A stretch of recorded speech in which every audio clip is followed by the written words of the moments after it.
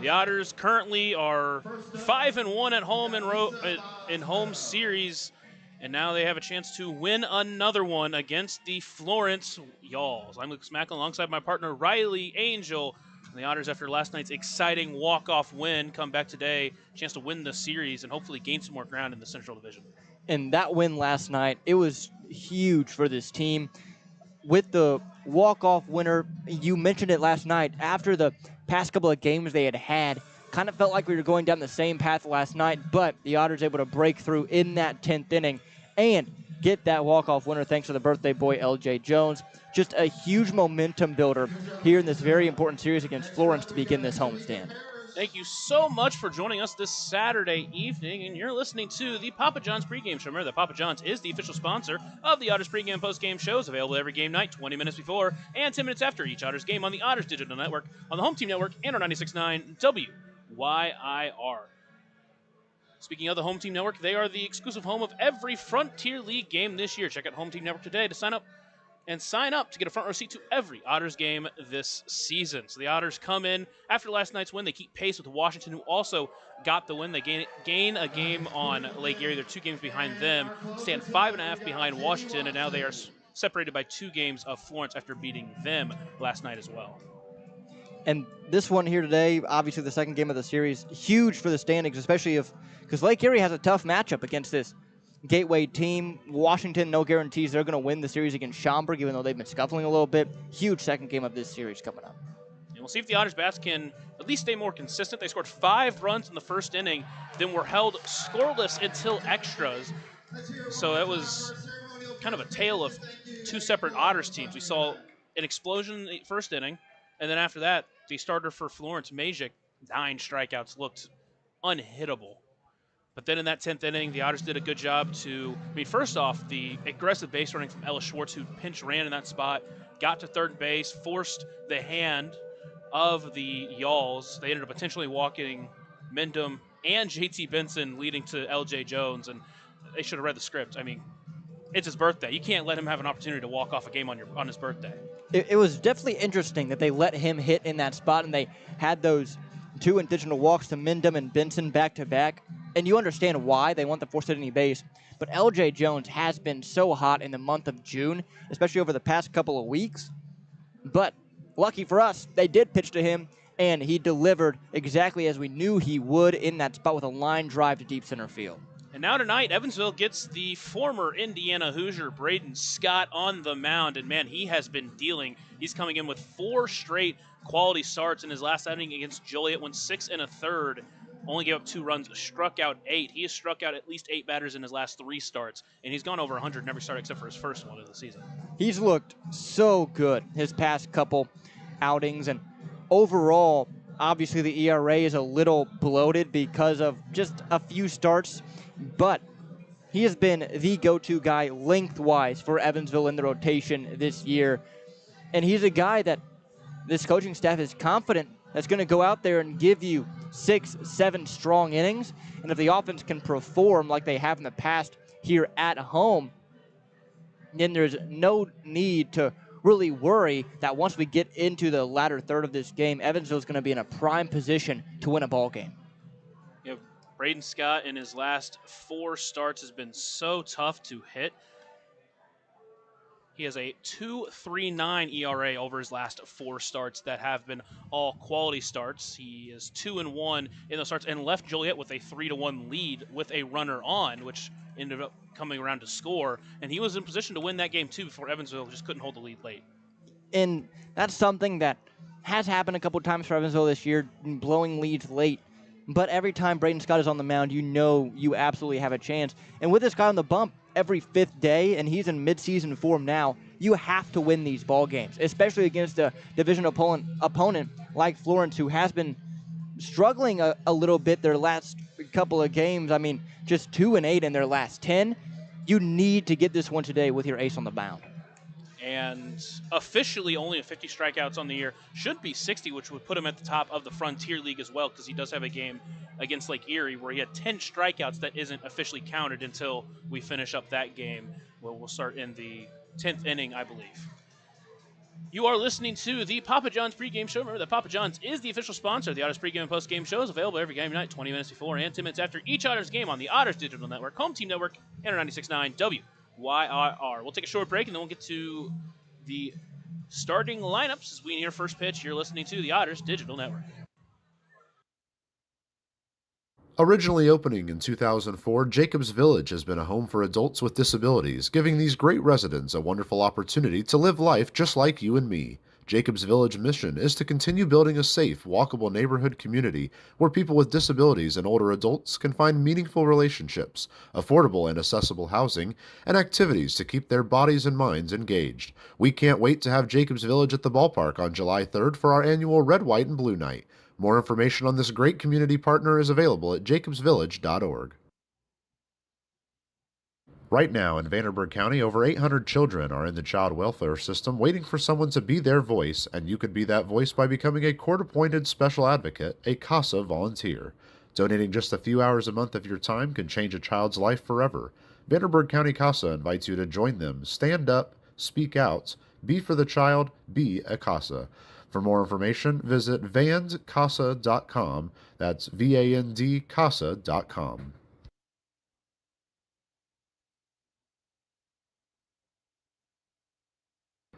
Maintaining our independence becomes more and more vital as we age. Swerka and more can help you navigate this important journey by answering your questions and connecting you to free and unbiased community resources and support services. If you are seeking advice for yourself or a loved one, let Swerka be your first call. More information available at swerka.org or by calling 812-464-7800.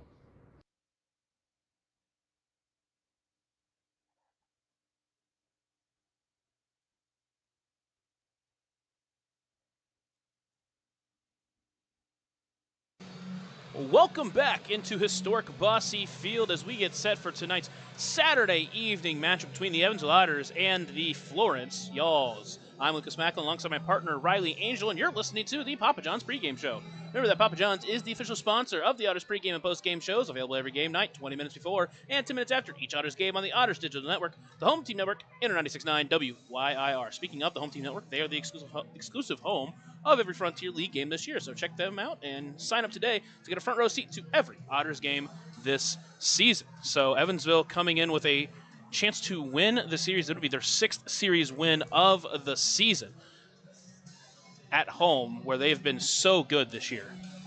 And with the way that they have been playing at home, you really expect them to get the job done here today. And again, we talked about it a little bit yesterday, but it's night and day the type of ball club this team is at home versus on the road. I mean, 15-9 at home so far this year. They're doing what they need to do. They're winning their home games, which is keeping them in this hunt right now in the Central Division. And against a divisional opponent who's in last place tonight with Florence, you really hope they can come out here and perform with their ace on the mound. We'll take a quick look at the starting lineups. First for Florence, they will send out a similar lineup as last night, headed by the second baseman Tyler Shaneyfelt. Batting second, playing center field, T.J. Reeves. Batting third and in right field, the newest Yall, Anthony Brocato. Batting fourth and playing first base, Hank Zeisler. Batting fifth and catching will be Zade Richardson. Batting sixth and back in left field, Brendan Bobo. Batting seventh and DHing tonight, Craig Massey. Batting eighth and playing third base, Hector Nieves. And rounding up the lineup in the 9-hole, the shortstop, Michael Ballard. They send out 5 lefties against Braden Scott, the only southpaw currently active on the Otters roster. And it's interesting that they're doing that, but you understand it because there's no lefties in the bullpen to come off of that. You just hope that Braden Scott is able to perform with all of these lefties in the lineup. It's going to be really tough for these guys because Braden Scott is such a good pitcher from the left side. They will be sending out Evan Webster to start against this Otters team. And it feels like Evans was just playing a ton of lefties, and this Florence team with 4 lefty starters in the rotation currently. Webster is coming in with a 5.61 ERA. He has made 7 starts, has a 2-3 record. In his last start against Washington, he did go 6 strong, earning a quality start, giving up 2 earned runs. But in the start before that against Joliet, only went 3 2/3, giving up 7 runs. So a guy that Evansville can definitely get to. And that last start against Washington was his only quality start of this season so far. And as you mentioned, a guy that Evansville certainly can get after early like they did against Magic last night. You just hope if they do bounce ahead early and get that offense going quick, that they're able to just keep building on that, unlike last night where Magic really settled in. And like you said, in the first part of this pregame show, looked unhittable in innings 2 through 5. Now we can look at the Otters starting lineup, headed by Dennis Pierce at third base, the Edward Jones leadoff batter of the game. Batting second once again, like he has most of the year, at second base, Graham Brown. Batting third and in center field tonight, J.T. Benson. Batting fourth and playing first base, David Mendham. Batting fifth and in right field tonight, L.J. Jones, after that walk-off last night. Batting sixth and in left field, Keenan Taylor. Batting seventh and DHing, Paven Parks. Batting eighth and catching, Logan Brown. And rounding out the lineup, and at shortstop tonight for the first time for Evansville, Parks Bauk. And while we were in Gateway, saw the first action of Parks Bauk, and he played some incredible defense at second base. Now he's over to shortstop. And you hope the defense can transition to the left side of that second base bag. But what we saw in Gateway, there's no reason that tells you he can't play up the middle just as well at shortstop as he did at the second base position. And now, with that defense that he provides, you hope the bat can come around too. Only 0 for 4, has drawn 2 walks, but let's really hope that he gets his first hit in an Otters uniform here tonight.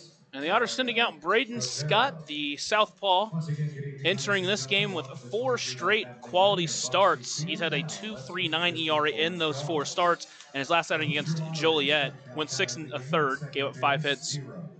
Only 2 runs, walked 3, and struck out 8, left with a 3-1 lead before Evansville coughed it up late against Joliet. And it's a guy that can give you length. His last 5 starts, he's gone at least 6 innings, and 2 of those 5 starts, he's gone into the 7th. So let's hope that that length can be provided once again here tonight. A guy that can give you well over 100 pitches. The most he's thrown this year is 113, and that was against Washington in a win where he went 7 innings and only gave up 2.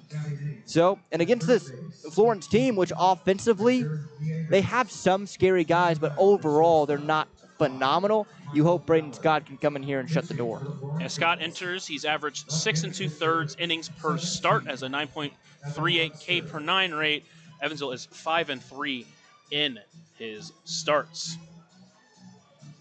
Look at the lineup. Last night, J.T. Benson, a huge 3-run home run in the first inning. A couple of 2-hit games for L.J. Jones, Keenan Taylor, and Paven Parks. So top to bottom, this lineup has looked really good all year, and they looked good last night, even though there was definitely some time in the middle of that game where they struggled to put up runs. Yeah, that first inning especially was really good from this Otters offense. Benson continuing his hot season. L.J. Jones with the walk-off in extras in the 10th inning. Overall, just a great performance from the offense, despite that little bit of a slump in innings 2 through 9.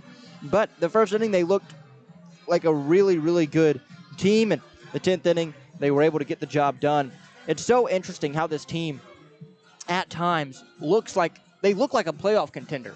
They really do, and if they put it all together, then, man, they might have a special season coming up and a special second half. Thank you so much for listening to the Papa John's pregame show. And now we are heading into the starting lineups as our very own Zane Clodfelter starts to announce them, and then we'll get to the national anthem as we near the first pitch. You're listening to the Otters Digital Network, Enter 96.9 WYIR. Edward Jones, leadoff batter of the game. The third baseman, number 10, Dennis Pierce. His baseball buddy is Jackson. Batting second, the second baseman, number 24, Graham Brown. His baseball buddy is Winston. Batting third, the center fielder, number 9, J.T. Benson. His baseball buddy is Rhett H. Batting fourth, the first baseman, number 34, David Mendham. His baseball buddy is Lane. Batting fifth, the right fielder, number 20, L.J. Jones. His baseball buddy is Rhett T. Batting sixth, the left fielder, number 12, Keenan Taylor. His baseball buddy is Ben. Batting seventh, the designated hitter, number 13, Paven Parks. Batting eighth and catching, number 28, Logan Brown. His baseball buddy is Sam. Batting nine, the shortstop. Number 1, Parks Fowl. His baseball buddy is Luke. Pitching for the Evansville Otters, left-handed pitcher, number 8, Braden Scott. Joined by his baseball buddy, Andrew.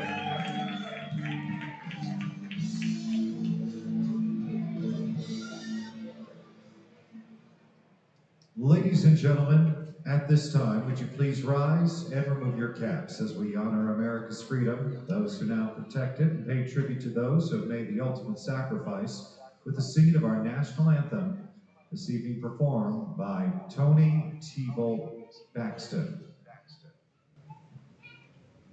Oh, say, can you see by the dawn's early light what so proudly we hailed at the twilight's last gleam, whose broad stripes and bright stars through the perilous fight, o'er the ramparts we watched were so gallantly streaming, and the rocket's red glare bombs bursting in air gave proof through the night that our flag was still there. Oh, say does that star-spangled banner yet wave o'er the land of the free and the home of the brave?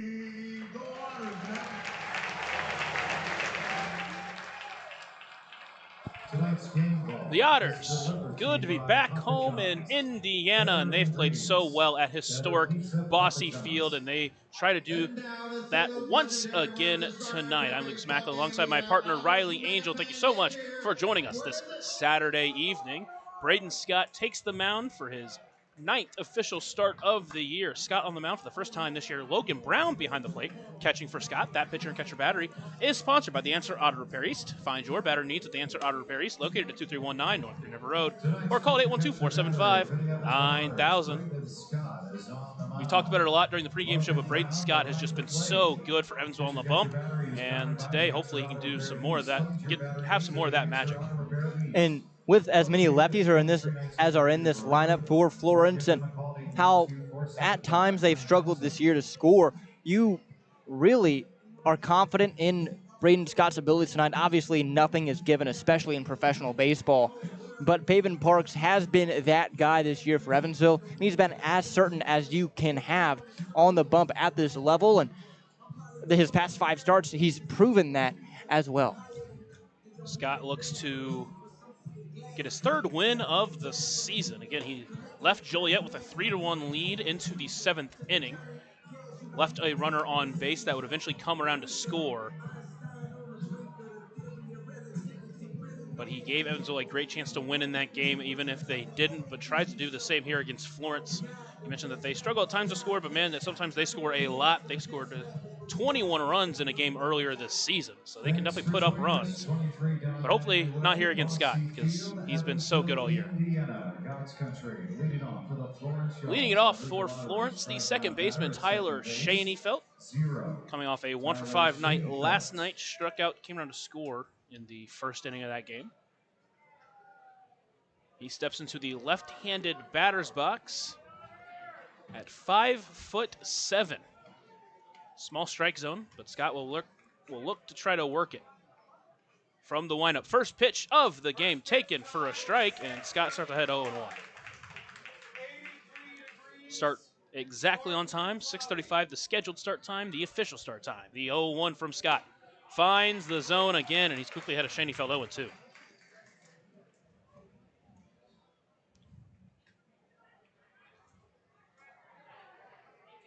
Scott on the left side of the rubber, the 0-2 pitch. Fouls that one off, and we'll do 0-2 again.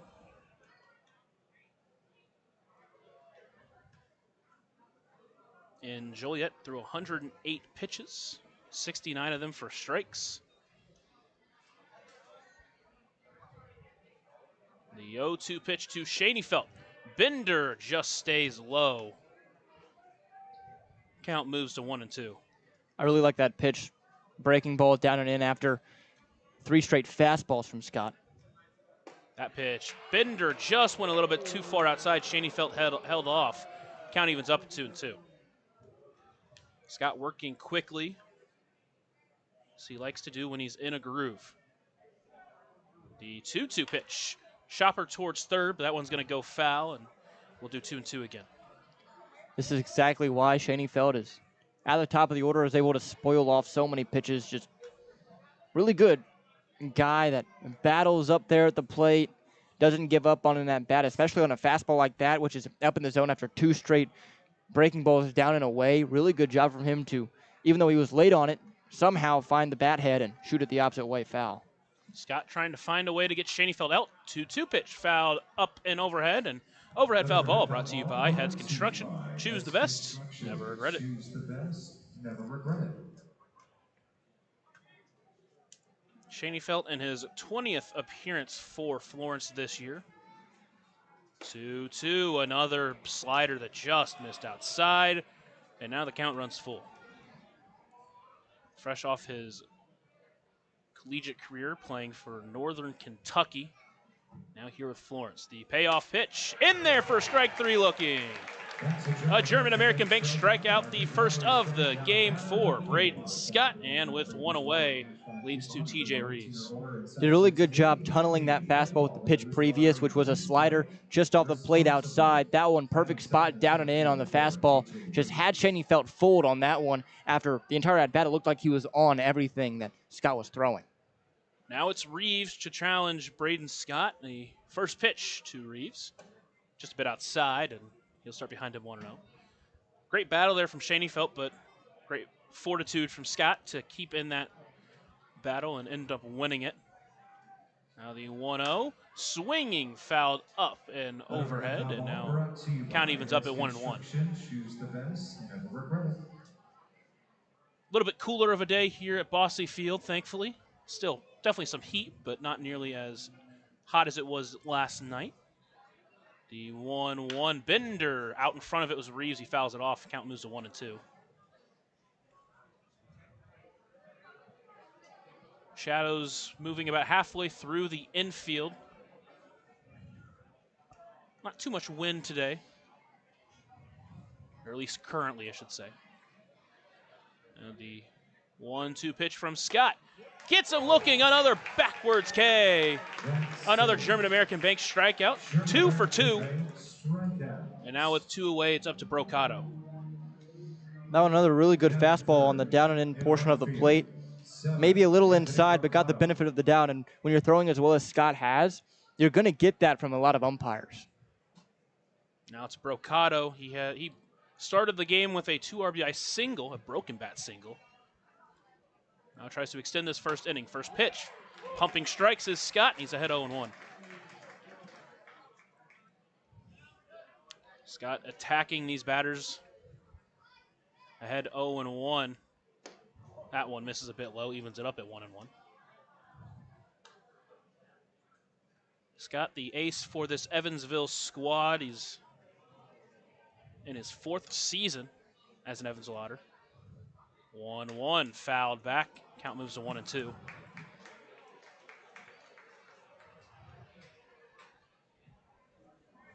Mentioned played 3 seasons up in Bloomington. Played a little bit with the Blue Jays organization as Brocato fouls that one off. And we'll do 1-2 again. Overhead foul ball brought to you by Heads Construction. Choose the best, never regret it.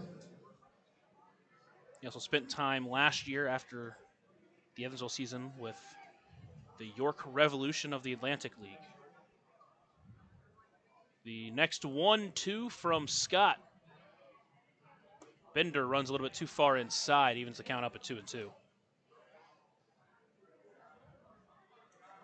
Brocato, the newest mainstay of this Florence squad, with a 2-2 count. Pulled the string, got him swinging, and he strikes up the side. Does Braden Scott, a 3rd German-American bank strikeout for him in this first inning, and he is cruising through that first. We head to the bottom of the first. Evansville up to bat for the first time. You're listening to the Otters Digital Network and 96.9 WYIR. Originally opening in 2004, Jacobs Village has been a home for adults with disabilities, giving these great residents a wonderful opportunity to live life just like you and me. Jacobs Village mission is to continue building a safe, walkable neighborhood community where people with disabilities and older adults can find meaningful relationships, affordable and accessible housing, and activities to keep their bodies and minds engaged. We can't wait to have Jacobs Village at the ballpark on July 3rd for our annual Red, White, and Blue Night. More information on this great community partner is available at jacobsvillage.org. Right now in Vanderburgh County, over 800 children are in the child welfare system waiting for someone to be their voice, and you could be that voice by becoming a court-appointed special advocate, a CASA volunteer. Donating just a few hours a month of your time can change a child's life forever. Vanderburgh County CASA invites you to join them. Stand up, speak out, be for the child, be a CASA. For more information, visit vandcasa.com. That's VAND-CASA.com. Evan Webster makes his next start, making his 8th start of the season. The southpaw on the mound behind the plate, Zade Richardson. That pitcher-catcher battery is sponsored by the Answer Auto Repair East, located at 2319 North Green River Road, or called 812-475-9000. So Evan Webster, his 2nd season with Florence, trying to find a little bit more ground as he enters with a 5.61 ERA. He hasn't been able to find that groove yet this year. Just a lot of inconsistency, it looks like, and the defense at times hasn't helped him either. I mean, against Gateway, gave up 5 runs, only 2 of them earned. Windy City gave up 2 earned runs, 3 runs total. But he's shown brilliance against Joliet. I mean, not against Joliet, against Washington, went 6, only giving up 2, and Washington a very good team. So we'll see which Webster we get here tonight. First one to face him will be the Edward Jones leadoff batter of the game, Dennis Pierce. First pitch from Webster. Misses outside, and Pierce starts ahead 1-0. Webster, a 5-year career with Louisville, a former teammate of J.T. Benson. Now the 1-0 count. Bender runs inside and low. Count moves to 2-0.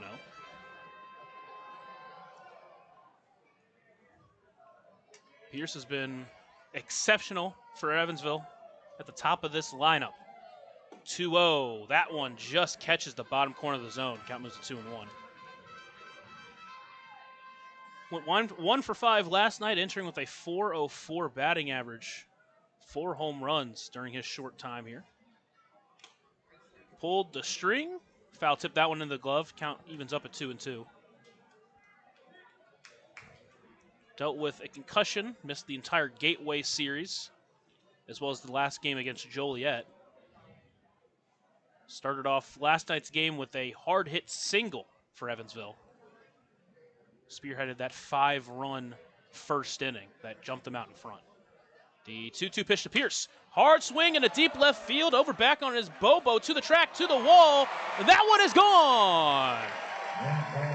A leadoff home run for Dennis Pierce, the 2nd time he's done that this year in Evansville. A quick 1-0 lead at Bosse Field. Ladies and gentlemen, Dennis Pierce. Took a 2-2 pitch that caught too much of the plate. Tried to pull the string, get it under the zone, but didn't. Pulled it over the left field wall. Great start here for Evansville. And it is such an advantage when you have a hitter like Dennis Pierce to lead things off, because it starts the pitcher on edge. When you have a guy who's not a huge home run threat, sometimes the pitcher isn't on edge to begin the game and can get into a groove. First pitch to Brown is taken for a ball, and he starts ahead 1-0. But when you have a power hitter and a couple of power hitters to begin the game, boy, it's draining for that starting pitcher, even in the first inning. The 1-0 pitch to Brown. That one finds the zone. Caught the outside corner for a strike. Evens it up at 1-1. Doesn't get any easier as Brown up next. 2nd for Evansville in homers. 1-1. Pulled the string. Got it out in front. Count moves to 1-2.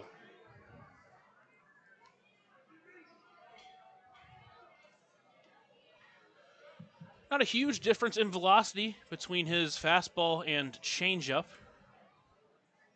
The 1-2 pitch pulled up the curve, and that one is fouled up and overhead. An overhead foul ball brought to you by Heads Construction. Choose the best, never regret it.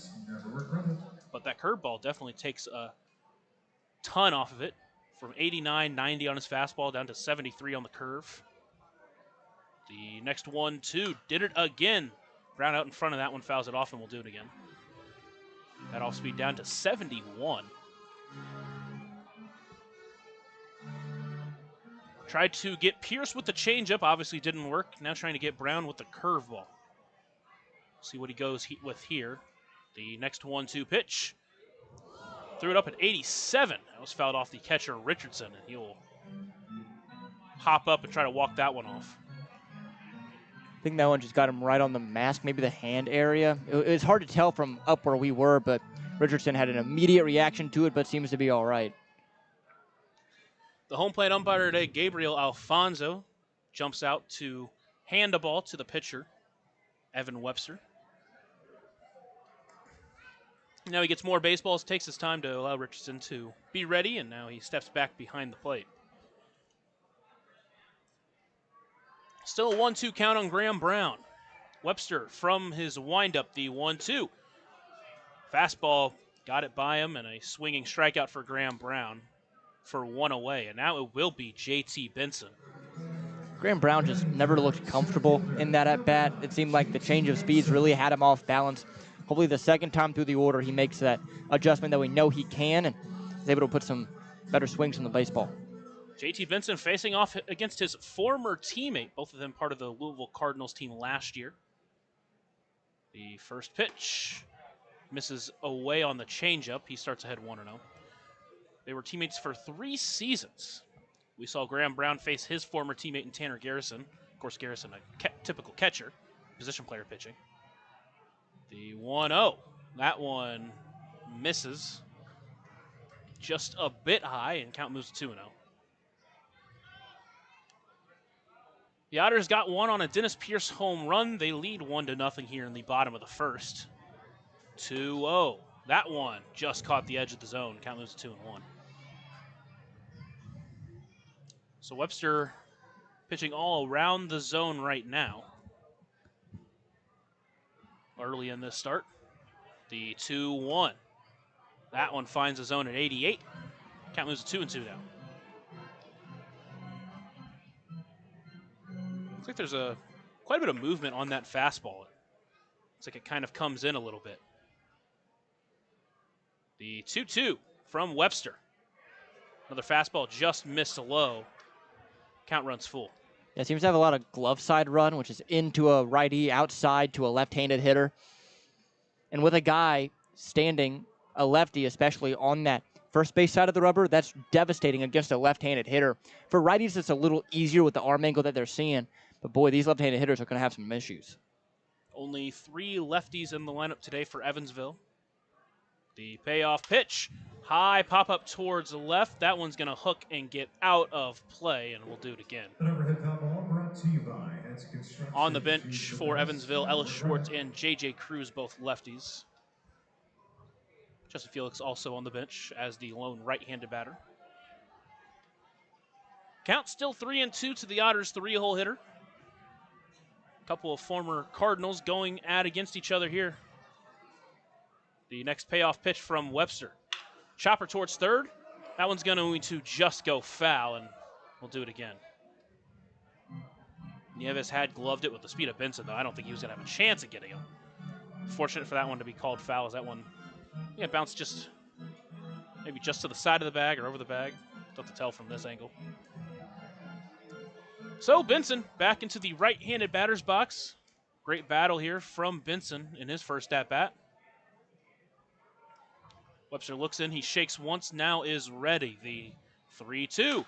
High fly ball into left center field again. That one is going deep. That one's to the track. It's going to get down at the base of the wall, and Benson's going to be able to jog into second base.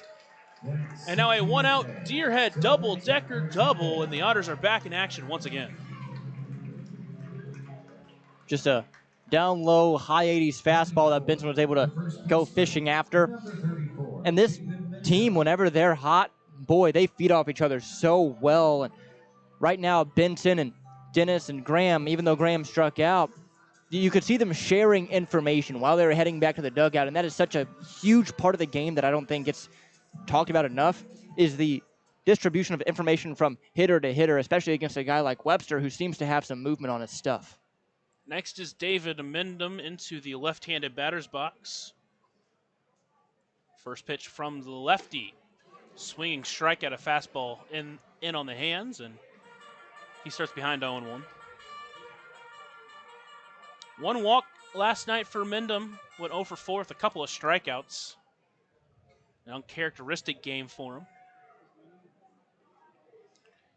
Now's the battle from behind. 0-1 on Webster from the stretch for the first time today. Another fastball that he's behind, and now the count moves to 1-2, or 0-2.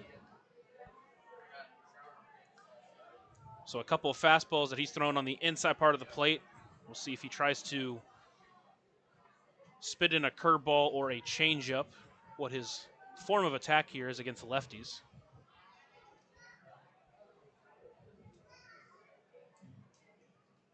Webster set. He's got an 0-2 count on Mendham. He delivers. High pop up towards the left. That one's hooking. It'll be Bobo over to grab it at the foul line, and we'll bring it in for out number 2 as Benson stays put at second base. That will lead to the hero from last night, the right fielder L.J. Jones, trying to extend this Otters 1-0 lead here in the bottom of the first inning. Jones last night went 2 for 5 with the big hit in the bottom of the 10th inning. Was laced on a rope towards center field that got over the center fielder's head. The first pitch from Jones is low for a ball, and he'll start ahead 1-0. The outfielder that was out there, I believe it was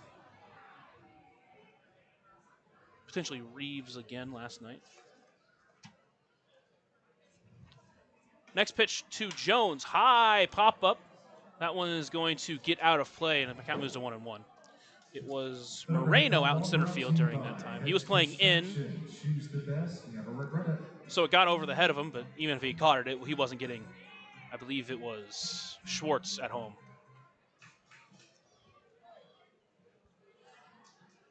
Count now 1-1 to the Otters' right fielder. Webster looks in, he's set. Runner at second is Benson. 1-1 Bender. Jones couldn't get to it. Count moves to 1-2. Left that curveball middle. Jones is going to want that one back.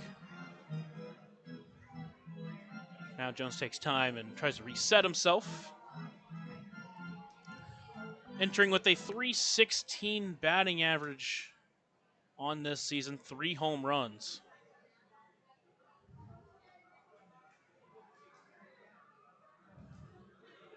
Webster set the 1-2 pitch. Curveball hammered into left center field. Over to it is Reeves, still running, and he will bring it in on the run for out number 3. But the Otters get a run on a Dennis Pierce long ball. They lead 1-0 heading to the second here on the Otters Digital Network. Enter 96.9 WYIR. Ballet Indiana is made up of local ballet professionals, dedicated parents, and community members in order to provide unique and life-enriching experiences for hundreds of young dancers, while carrying out their mission to inspire a lifelong appreciation for dance for both our dancers and the Evansville community. More information on Ballet Indiana and information about their upcoming performances is available at balletindiana.org.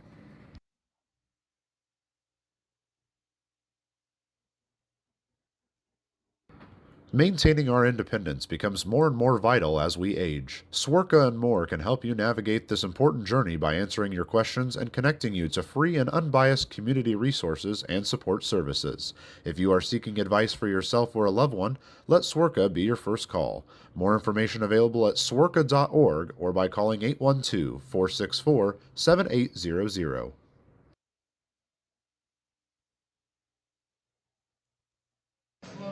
Braden Scott back out on the mound as he's now pitching with a lead. Otters up 1-0 here in the second inning, and what a first inning it was for Braden Scott.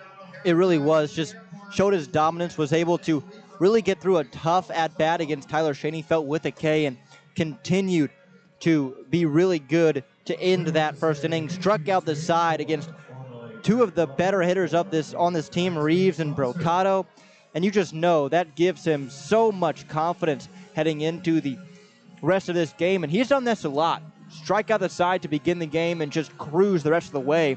Hopefully he does that again here in this ball game. He'll face Hank Zeisler, the hard-hitting lefty, entering with 10 home runs on the year. Scott will look to try to work quickly to get those bats back up that only got 1 run, but they were hitting the ball hard off of Webster in that first inning. First pitch from Scott misses outside, and he'll start behind 1-0.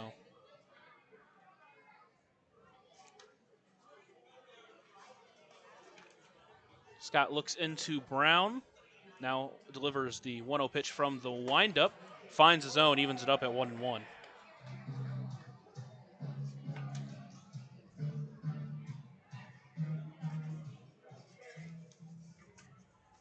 Now from the windup working quickly, the 1-1 swinging strike. Zeisler behind that one, and count moves to 1-2.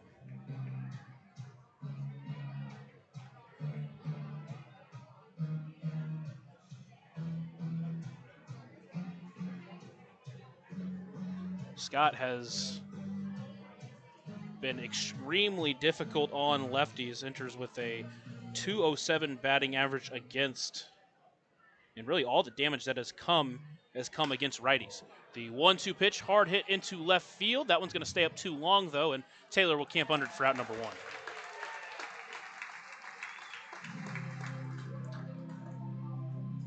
Batting fifth and catching 9. So with 1 away, it moves to the right-handed hitting catcher, Zade Richardson. Richardson last night went 1 for 5, scored a run, struck out twice.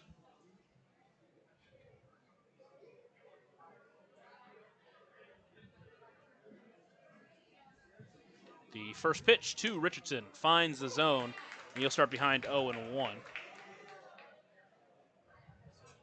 This season, Richardson is 2 for 14 against Evansville. They've done a good job keeping him off the base paths.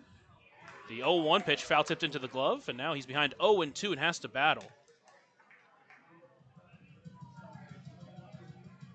He actually struck out 3 times last night. I guess I wrote that down wrong.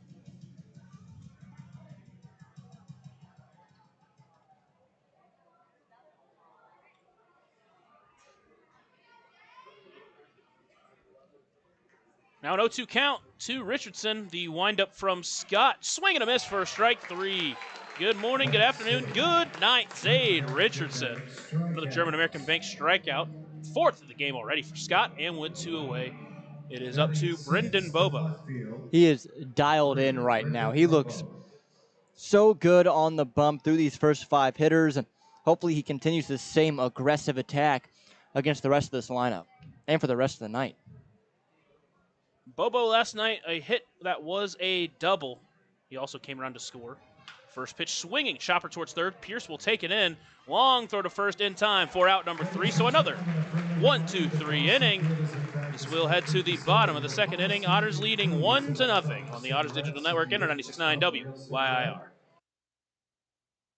Originally opening in 2004, Jacobs Village has been a home for adults with disabilities, giving these great residents a wonderful opportunity to live life just like you and me. Jacobs Village mission is to continue building a safe, walkable neighborhood community where people with disabilities and older adults can find meaningful relationships, affordable and accessible housing, and activities to keep their bodies and minds engaged. We can't wait to have Jacobs Village at the ballpark on July 3rd for our annual Red, White, and Blue Night. More information on this great community partner is available at jacobsvillage.org.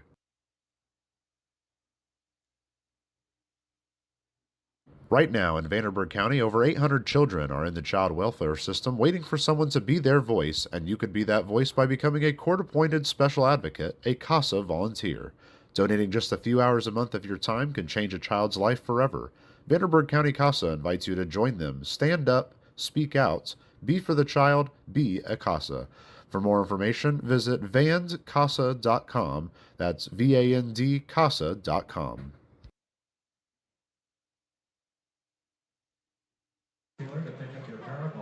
The Otters back up to bat here in the bottom of the second inning.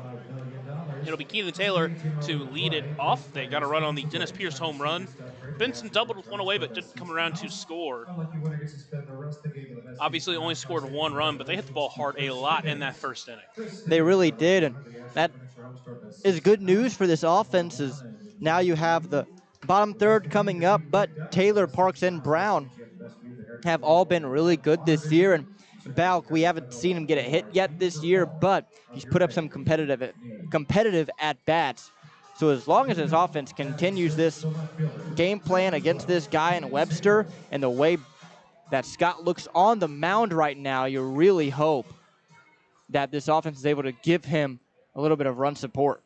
First pitch to Taylor. He'll take for a strike and start behind 0-1. An 86-mile-per-hour fastball at the bottom of the zone. The 0-1 pitch to Taylor. Pulled the string a little bit on that one. He fouled it off a little dribbler towards the left. And now he's behind 0-2, and he'll have to try to battle to extend this at-bat. The Otters come in 5-1 on home series. They also split a couple of home series with Washington.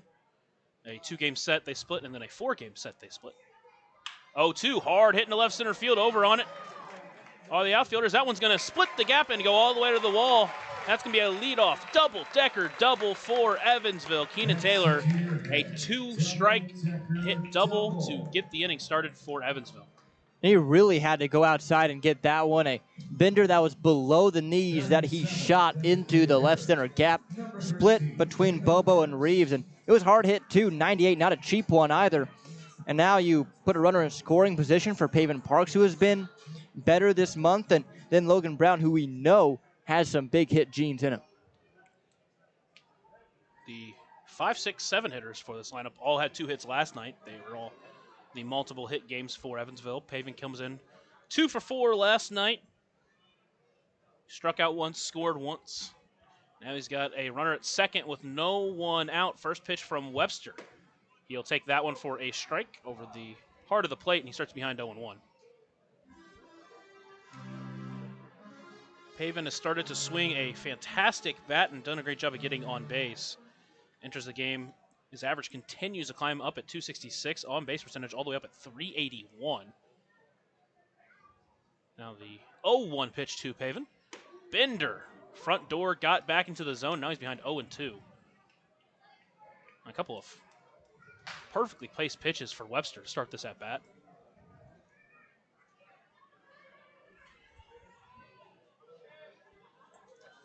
Now Pavin's going to have to battle as he tries to get back into this at bat. A quick check over at second of Taylor. Nothing doing on that one.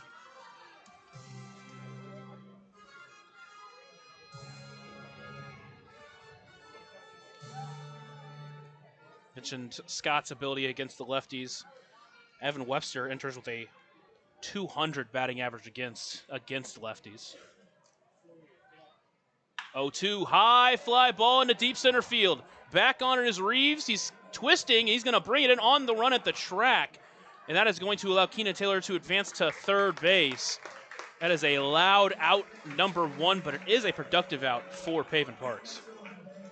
Yeah, and the wind was definitely playing with Reeves out there a little bit. He changed his route about 4 different times out there to dead center field. And for Pavin Parks, just a really good swing. Any other place in this ballpark, and that leaves the yard. Just hit it to the deepest place. But as you mentioned, productive. Got Keenan now just 90 feet away, and all Logan Brown needs to do is pretty much the same thing. Lift one in the air, and they get their second run. First pitch to the Otters catcher today. High fly ball into right center field. Over to it is Reeves. He will camp under it and bring it in for out number 2. Taylor's going to test him. Throw into the plate. That one's going to be cut off. No play at the plate. Evansville tacks on another run. They lead 2-0 on the Logan Brown sac fly.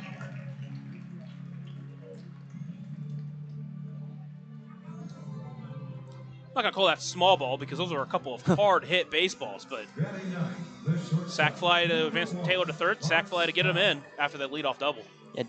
Definitely it's a good way to manufacture the run and not waste that leadoff double, even though you got a couple of outs. It leads to the newly acquired Parks Bauk. His first start here at home at Bossy Field. First pitch taken for a strike. He'll start behind 0-1. Worked a great at-bat on Thursday to draw a walk. Eventually came around to score in the David Mindem double to get the Otters started in Gateway. High pop-up out of play and overhead. An overhead foul ball brought to you by Heads Construction. Choose the best. Never regret it. That's what he did. He worked great at-bats. Worked a couple of walks. Still looking for his first professional hit. But he's got an 0-2 count against Webster. 0-2 Bender stays way outside. He'll hold off.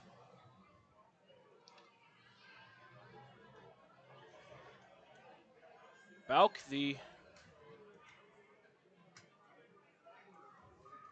joined the team just before the Gateway trip. The 1-2 Bender in the dirt, holds off again. Count moves to 2-2. The 24-year-old finishing up his career at Lipscomb University. Mentioned his summer ball stats where he played for Jackson, had a 15 walks to just 3 strikeouts. The 2-2 pitch, hard fly ball into right field.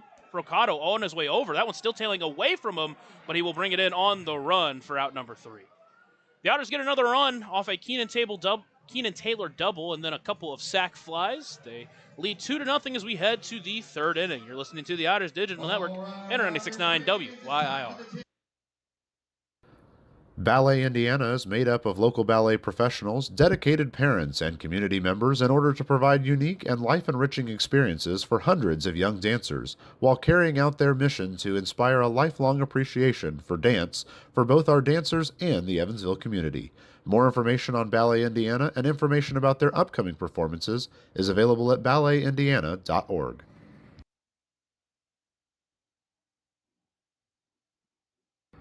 Maintaining our independence becomes more and more vital as we age. Swerka and more can help you navigate this important journey by answering your questions and connecting you to free and unbiased community resources and support services. If you are seeking advice for yourself or a loved one, let Swerka be your first call. More information available at swerka.org or by calling 812-464-7800. Braden Scott back on the mound. It's Jurassic night here at the ballpark and some really fun jerseys for the Otters. And they've done this now for a couple of years, and it's always fun when they wear that theme jersey and the dinosaur on the front just below the letters. Nice little tie-dye finish on it. Why not? And, I mean, as long as they keep winning, let's do theme jerseys every night. Why not? Scott, after 2 fantastic innings, looks to continue that great run. Fantastic boss Matt Will wearing his Griff Hughes one from last year. That once he gets to the MLB, it's going to be a vintage jersey. Oh, yeah. It'll be 7-8-9 for Florence, still looking to try to get a base runner here. It's Craig Massey, Hector Nieves, Michael Ballard, a couple of lefties before the righty Ballard.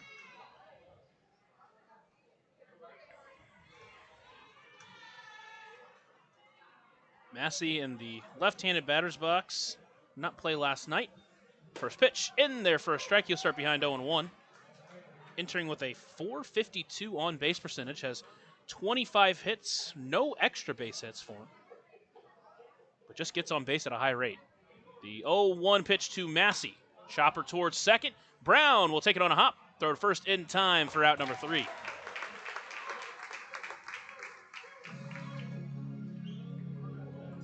So with 1 away, it moves the inning to Hector Nieves.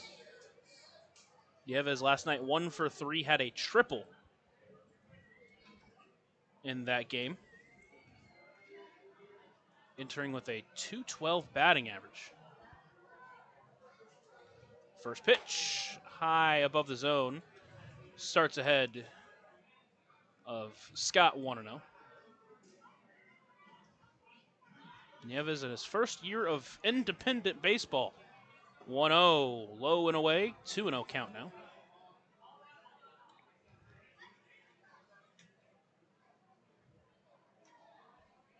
Obviously a 216 average. When he hits the ball hard a lot. 26 hits, 6 doubles, triple, 5 home runs. That pitch just runs a little bit outside. Now it's a 3-0 count. Nieves at third base tonight. He's got a 3-0 count. The pitch from Scott. That one finds the zone. Count moves to 3-1. Same spot, different call.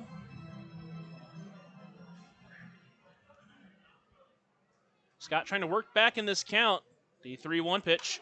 Foul ball overhead, an overhead foul ball brought to you by Heads Construction. Choose the best, never regret it. So Nieves started 3-0, now it's 3-2. Scott's worked all the way back. One away here in the top of the third inning. Evansville leading 2-0. A home run from Dennis Pierce, and then after a leadoff double from Keenan Taylor last inning, a couple of sac flies scored him. Scott showing no signs of slowing down in his start. The payoff pitch to Nieves. High fly ball into center. Benson over towards his left will bring it in with ease for out number 2. Couple of quick outs with 2 away. It's the 9-hole hitter Michael Ballard, the last hope here to extend the third inning. Ballard, one of 2 Florence hitters last night not to record a hit. Did get a walk and had an RBI, but went 0 for 3. The first pitch to Ballard, swinging, number up the middle. Brown will take it. Fast runner to first, but not in time, or is in time, I should say. The great throw from Logan Brown to end the third inning. So 9 up, 9 down for Braden Scott through 3. Otters lead 2-0 as we head to the 4th inning. You're listening to the Otters Digital Network in 96.9 WYIR.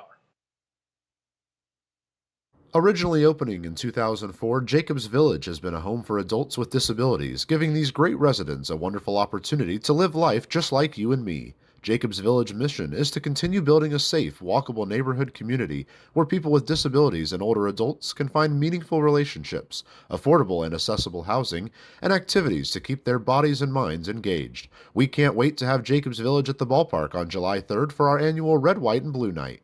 More information on this great community partner is available at jacobsvillage.org. Right now in Vanderburgh County, over 800 children are in the child welfare system waiting for someone to be their voice, and you could be that voice by becoming a court-appointed special advocate, a CASA volunteer. Donating just a few hours a month of your time can change a child's life forever. Vanderburgh County CASA invites you to join them. Stand up, speak out, be for the child, be a CASA. For more information, visit vandcasa.com. That's VAND-CASA.com. First time through the lineup for Evansville. They scored a couple of runs, and now it's back to the top of the lineup in Dennis Pierce. He led off the game with a home run to get this Otters offense jump-started. Yeah, he really did with that solo shot to lead off that first inning. And now the second time around against Webster, we saw a lot of hard contact in that first time around through the order. Expect nothing less the second time through now that they've seen what he's working with. But if Webster's able to make an adjustment like Magic was able to last night, then it might spell trouble. But I think Evansville has the wherewithal to stick with it and put up some more runs.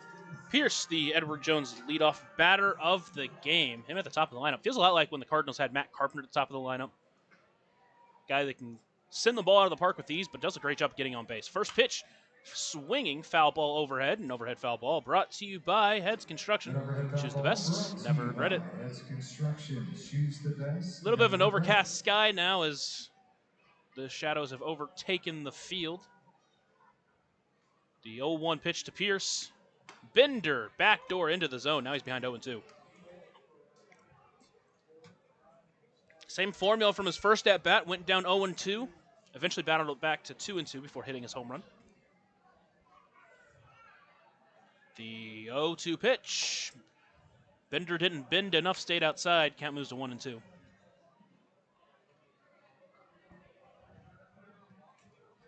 Pierce's home run, his 5th home run this season. 1-2 hard towards short, but directly to the shortstop Ballard, and it is brought in for out number 1. Second baseman. Bad luck out there for Pierce, 99 off the bat, but on a line just directly towards the shortstop Ballard. So with 1 away, it's up to Graham Brown. He struck out his first time up. The first pitch swinging, he fouls that one back, and he's behind 0-1. The lone strikeout for Webster in the start so far.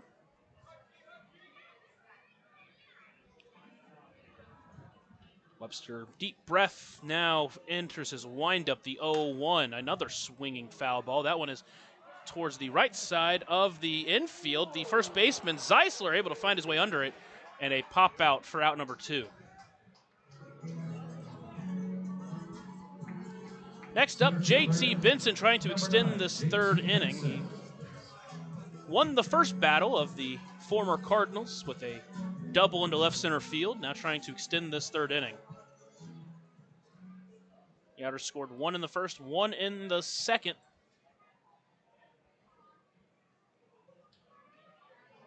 First pitch to Benson. Starts low, and he'll start ahead 1-0. Benson entering today's game with a 399 OBP, just ticked under 400. The 1-0 pitch swinging, pop up. That one's going to get up and out of play, though. Evens it up at 1-1. That's construction. Choose the best, never regret it. The big 3-run home run last night also drew a walk, going 1 for 4. Should say he was intentionally walked. 1-1 to Benson. Bender just didn't catch the corner. Tried to backdoor it, but didn't get it. Count moves to 2-1. A lot of movement on that curveball. He's done a good job at trying to get that backdoor so far. The 2-1 pitch. Fastball stays high, moves to 3-1.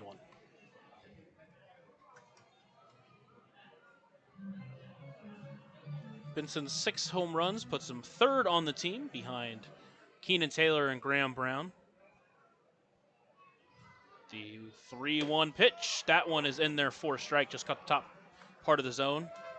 So count runs full for the Otters center fielder.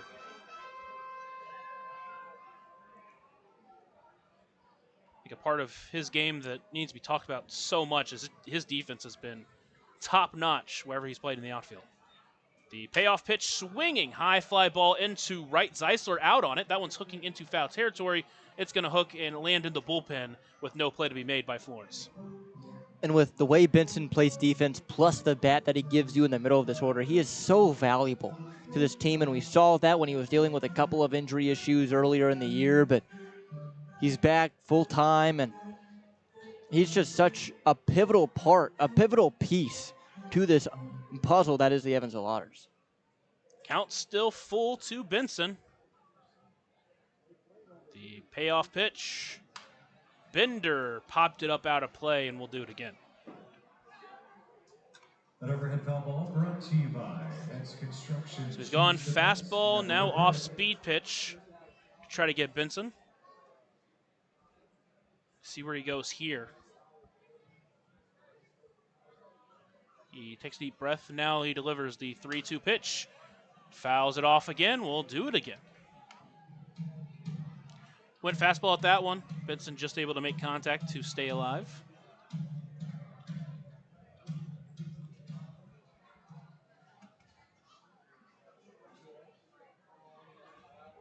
Webster is ready. The next 3-2 pitch stays low for ball 4.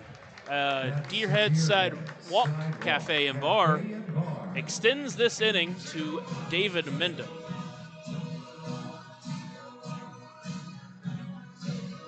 Speaking of the walk, let's take a walk through the Frontier League. Ottawa up 10-3 against New Jersey. Looking at some of these bigger matchups, Joliet and Windy City are tied at 1 in the top of the 4th inning.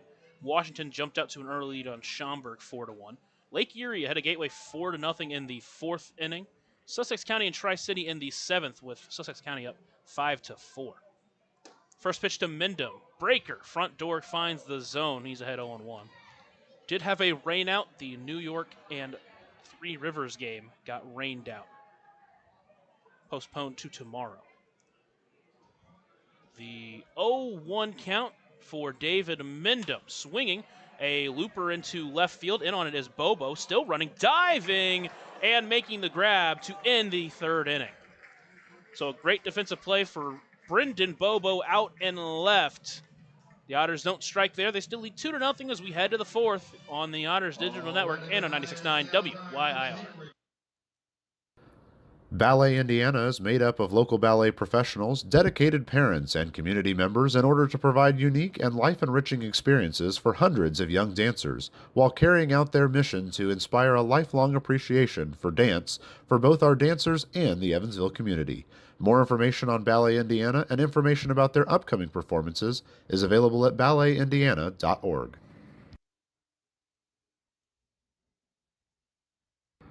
Maintaining our independence becomes more and more vital as we age. Swerka and More can help you navigate this important journey by answering your questions and connecting you to free and unbiased community resources and support services. If you are seeking advice for yourself or a loved one, let Swerka be your first call. More information available at swerka.org or by calling 812-464-7800. Originally opening in 2004, Jacobs Village has been a home for adults with disabilities, giving these great residents a wonderful opportunity to live life just like you and me. Jacobs Village mission is to continue building a safe, walkable neighborhood community where people with disabilities and older adults can find meaningful relationships, affordable and accessible housing, and activities to keep their bodies and minds engaged. We can't wait to have Jacobs Village at the ballpark on July 3rd for our annual Red, White, and Blue Night. More information on this great community partner is available at jacobsvillage.org. Right now in Vanderburgh County, over 800 children are in the child welfare system waiting for someone to be their voice, and you could be that voice by becoming a court-appointed special advocate, a CASA volunteer. Donating just a few hours a month of your time can change a child's life forever.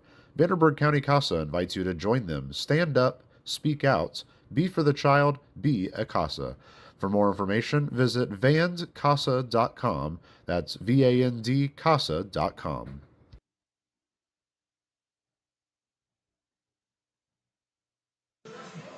Time for the top of the fourth here at historic Bosse Field. Braden Scott back out on the mound after going 9 up, 9 down through the first three. I'm Riley Angel here with you alongside Lucas Macklin. Evansville in front 2-0 through 3. We'll see how this fourth inning treats them here tonight. The way Scott's pitching, 2 runs might be all Evansville needs. Obviously, you're going to want to try to get more to extend that lead, but man, Scott has looked fantastic through his first 3 innings.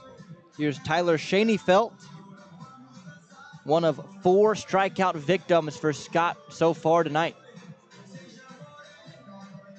Left-handed hitter. One of 5 left-handed bats in this order against the lefty in Braden Scott. Scott looks in, delivers quickly. Squaring around is Schoenfeld, but pulls back and takes a strike, 0-1.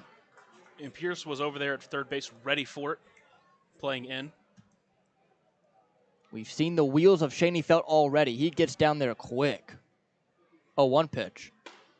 That one finds it at the knees, 0-2. Corners now going back the same way the middle infield is. Outfield straight up.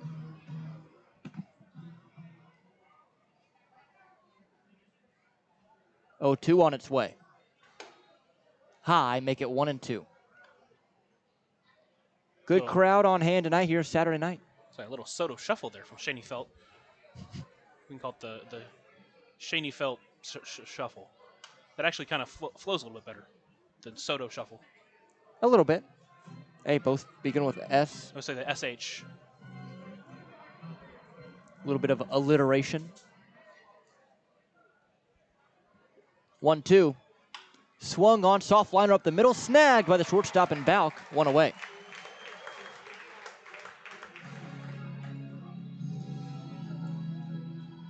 So Scott sends down Schoenfeld to begin the fourth, brings up TJ Reeves. Reeves, his first at bat, struck out looking. Part of that First inning where Scott struck out the side in the first pitch. It's high, 1-0. One thing about Scott, he works as quick as he can, especially when he's found a rhythm like he has here tonight. As he begins the wind, kicks and fires. Finds the outer half for a strike, 1-1, to the chagrin of Reeves, who just bent at the knees looking up to the sky. Didn't agree with it. Just surpassed 40 pitches in the start so far. He's worked efficiently as well as fast. 1-1. Swung on and missed behind the 90-mile-per-hour heater, 1-2. Boy, when Braden Scott is on, it's fun to watch. Maybe not for the opposing side, but definitely for us up here. The 1-2. Bender down and in at the back foot. Didn't get a chase. It's 2-2.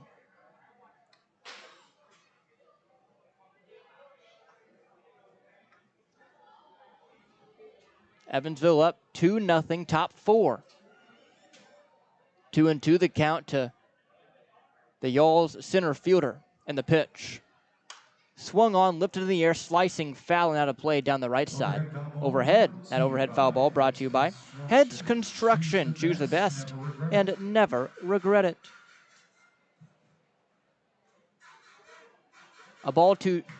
Two balls, two strikes with a right-handed batter. Here it is. Swung on, fouled right back into the netting. Just a little under that four-seam fastball at the letters.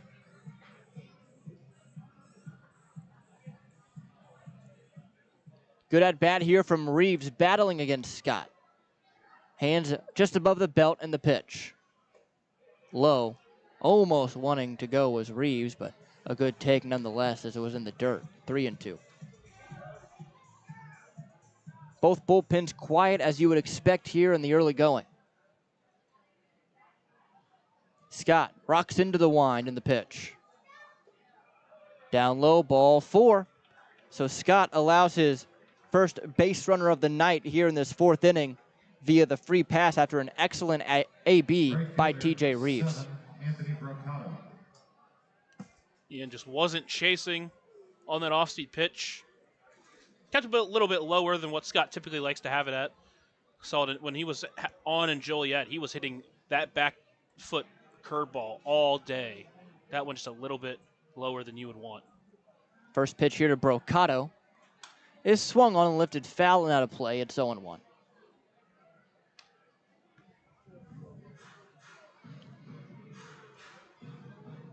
Over at first, Reeves does have 4 stolen bases on the year. He's 4 for 6 overall. 0-1. Inside, 1-1. And the way Braden Scott is pitching, do you think about sending him, try to manufacture a run here, even though it's early? The thing about Scott, he does so well at holding runners at first. 1-1 pitch, swung on, bounced foul wide of the third base bag, 1-2. If you watch Reeves, you can see his first movement's not even to second, it's back to first, because Scott's ability to hold on runners is so good. And we saw in Joliet when he was pitching, he picked off 3 batters. The same one twice, but he was really well with it, really good with it. The 1-2. Swung on, bounced softly once again wide of third and through the third base coaching box. Count stays.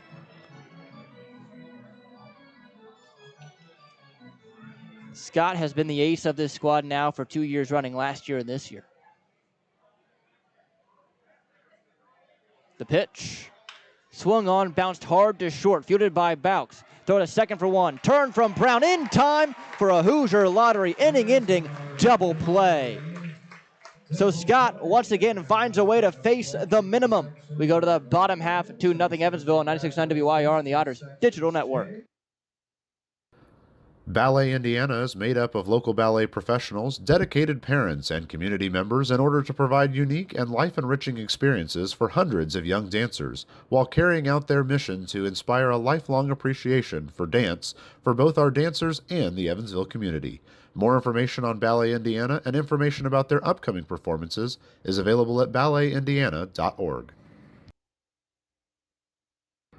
Maintaining our independence becomes more and more vital as we age. Swerka and more can help you navigate this important journey by answering your questions and connecting you to free and unbiased community resources and support services. If you are seeking advice for yourself or a loved one, let Swerka be your first call. More information available at swerka.org or by calling 812-464-7800.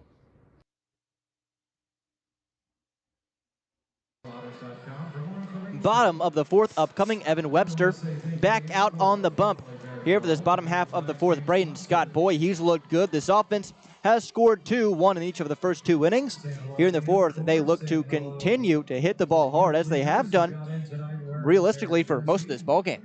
Yeah, there's been a lot of hard hit balls. We saw Pavin Parks and Logan Brown back-to-back swings where they sent balls very deep, allowing Keenan Taylor to score. So just really need to get to keep hitting the ball hard. You're gonna find space at some point. You know, you have to kind of keep playing until your luck turns your way. And we saw Dennis Pierce last inning with a 99 mile per hour off the bat directly to a shortstop. Just got to keep working and keep trusting these bats because they've been hitting the ball hard so far in this game. It'll be L.J. Jones, the now 26-year-old, standing in on the right side to lead off this fourth inning. The hero from last night. 0 for 1, flew out to center field. Back in the first inning, and the first pitch swung on, hit on the ground to short, fielded by Ballard, throw to first. Pulls the first baseman Zeisler off the bag, but he does apply the tag for out number 1. 1 through 5, and Penske in deck 6 through 10. Say hello to Roger for me. Penske Brings up now Keenan Taylor, doubled in the second. with us. EvansvilleOtters.com if you'd like to bring your first of all CPO to enjoy an Otters home game. 2-0 Evansville, bottom 4. Number 12, Keenan Taylor. Evansville with 2 runs on 3 hits, no errors. I'm not even going to read Florence's line score. First pitch to Taylor. Down and away for a ball, 1-0.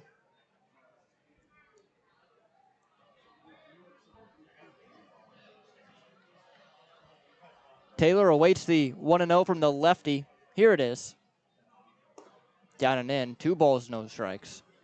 As Webster immediately swiping at the dirt in front of the mound after losing control of that last one. Now stands back in on the rubber. Big deep breath from him as he delivers. Finds the zone there, 2-1.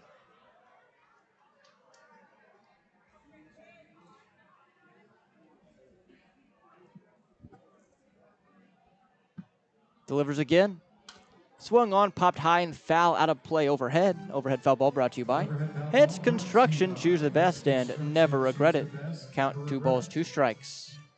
And we'll see how he goes here to try to get Keenan Taylor out. Last time tried to go with a low and away off-speed pitch, which wasn't a bad pitch, but Taylor, who's done this multiple times, reached out and got it and hit the ball hard into left center field. 2-2, swung on, lifted in the air, fairly deep right center field. Racing to it is Reeves, nearing the track and makes the catch up against the wall. 2 away now after the hard hit fly out from Taylor. Feels a lot like what it was, especially in Game 3 against Joliet, where there was a lot of hard hit outs going to the track, but just not able to clear the wall or find the gaps. But he's got to keep swinging and hopefully start finding some of those gaps. Now Pavin Parks, the designated hitter tonight. Started on the mound last night in the Otters' victory.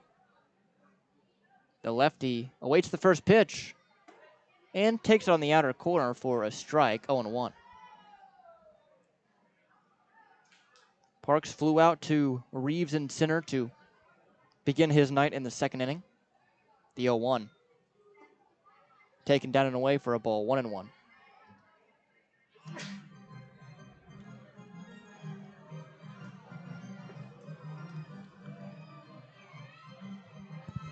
Parks just one of 3 left-handed hitters, as mentioned in this Evansville lineup today against the left-handed starter in Webster.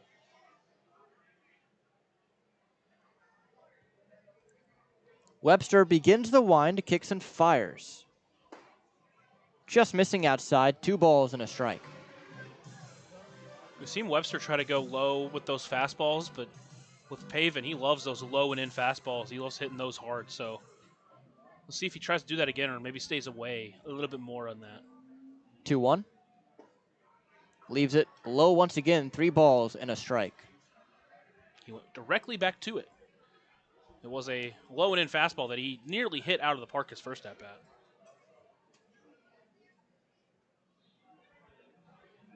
Parks digs in on the left side. Here it is. Took a strike there. It's 3-2. So we'll have a payoff.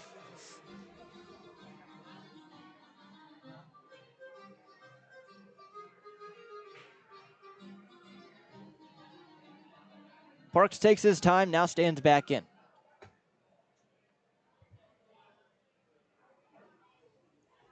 Payoff pitch.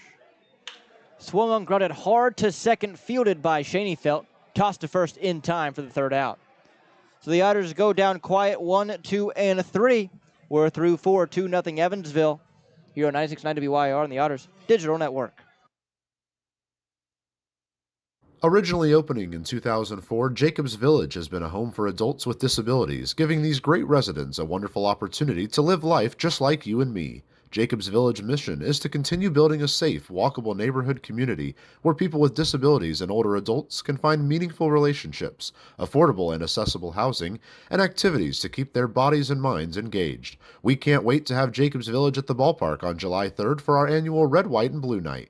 More information on this great community partner is available at jacobsvillage.org. Right now in Vanderburgh County, over 800 children are in the child welfare system waiting for someone to be their voice, and you could be that voice by becoming a court-appointed special advocate, a CASA volunteer. Donating just a few hours a month of your time can change a child's life forever. Vanderburgh County CASA invites you to join them. Stand up, speak out, be for the child, be a CASA. For more information, visit vandcasa.com. That's VAND-CASA.com.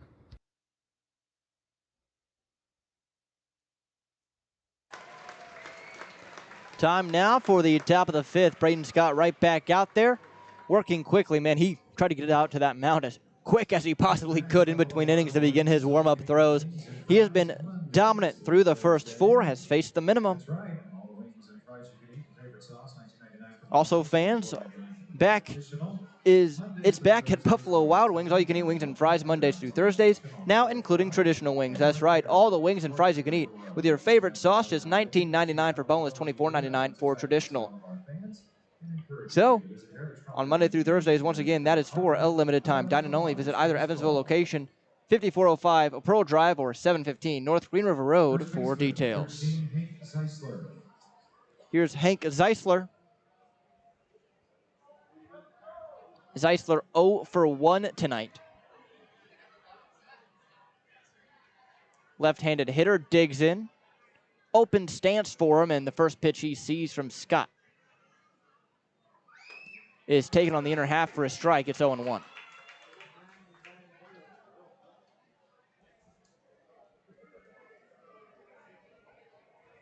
Scott once again works quickly. Swung on and missed way out in front of the breaker. It's 0-2.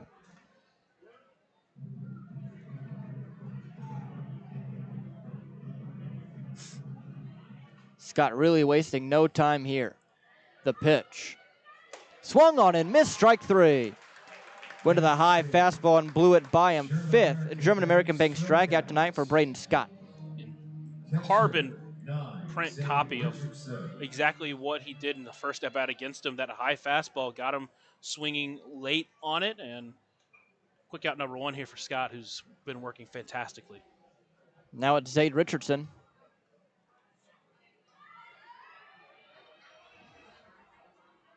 The pitch.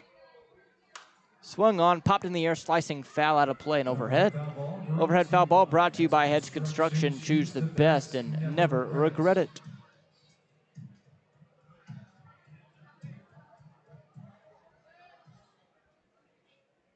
So 0-1 the count to Richardson from Scott. Misses inside on the bender. It's 1-1.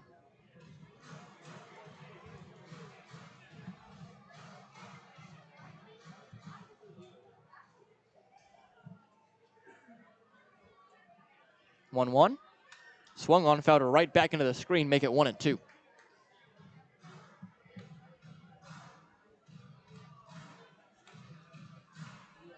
Richardson, a guy that gives real good offensive production from behind the plate, which is a luxury in pro ball. The 1-2. Swung on, lifted softly in the air, actually pretty well hit out to left field. Back on the track is Keenan Taylor, who makes the catch for out number 2.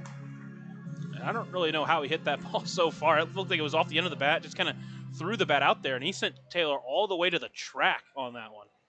It's definitely deceiving, that's for sure. I mean, only 88 miles per hour off the bat. I guess that's just big boy strength, huh? Now Brendan Bobo. Bobo grounded out to Pierce over at third his first time up. Awaits the first pitch. And fouls it right back. It's 0-1. That overhead foul ball was brought to you by Heads Construction. Choose the best, never regret it. Scott's been sharp. The 0-1. Misses outside, 1-1. 2-0. Evansville in front, top 5.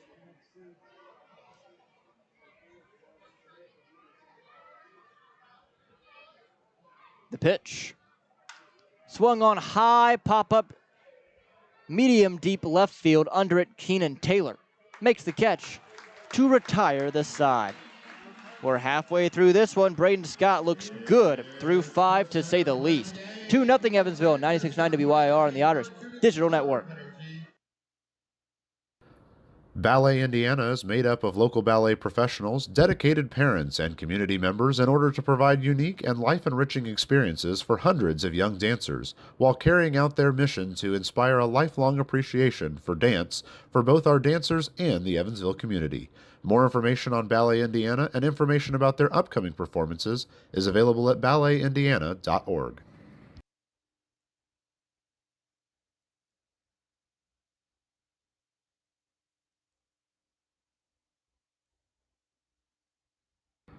Maintaining our independence becomes more and more vital as we age. Swerka and More can help you navigate this important journey by answering your questions and connecting you to free and unbiased community resources and support services. If you are seeking advice for yourself or a loved one, let Swerka be your first call. More information available at swerka.org or by calling 812-464-7800. Bottom 5 upcoming. It'll be 8, 9, and 1, the 3 due up for Evansville. That Logan Brown, Parks Bauk, and Dennis Pierce here against Evan Webster, who is back out on the mound here for this 5th inning. He was hit hard, but after those first 2 has rebounded well. Very similar to what Majik did last night, and obviously Majik was incredible after that first inning, but Evansville still hit the ball pretty hard. A couple of them have been to the track, just missing them, so it's not like they haven't been hitting the ball well. It's just been finding defense right now, and you just got to keep working through it, and hopefully your luck will turn. So here comes Logan Brown to bat. Sac fly in the 2nd inning. Brought in the 2nd run of this game to make it 2-0, and that's where we still stand. Number 28, Logan Brown. Brown, left-handed hitter, doing the catching tonight. He is the only catcher other than Justin Felix to catch Braden Scott this year. This is the first time Scott having a different battery mate. The first pitch to Brown. Bender misses high. It's 1-0. I'll just say it's working out pretty well so far. Yeah, I'd say so.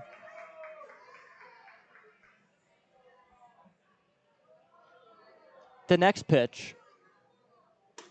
Make that 2-0. Another high miss.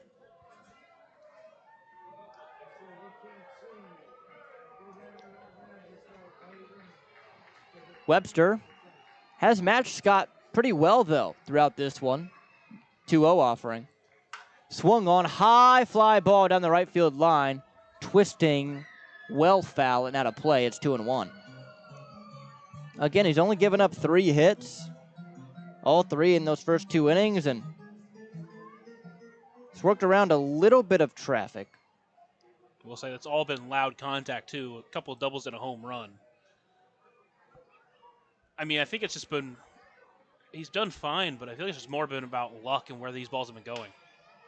High chopper weakly up the middle, fielded by Schoenfeld at second. Across the body throw, ranging towards the second base bag over to first is in time for the first out. that right there has been kind of more uncommon. He's not really had these Otters batters off balance by any means. It's just that these baseballs have been going directly to his defenders. So, again, for Evansville, you just got to keep working through it and hope that eventually your luck's going to turn. Here's Parks Bauk. 0 for 1, flew out to right his first time. First pitch he sees is in there for a strike on the fastball, inner half, 0-1. Bauk still looking for that first hit in an Otters uniform. 0-1 pitch. Low, it's 1-1. But that defense certainly making up for, so far, the hitless effort this year.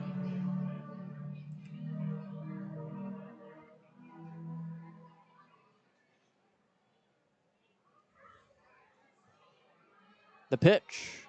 Swung on and missed way out in front of the 74-mile-per-hour curve. It's 1-2. And up the middle this year, Evansville has been pretty good. Multiple players have gotten starts up the middle. Seen Parkson at shortstop, now Bauk. At second has primarily been J.J. Cruz and Graham Brown. The 1-2, up and away, 2-2.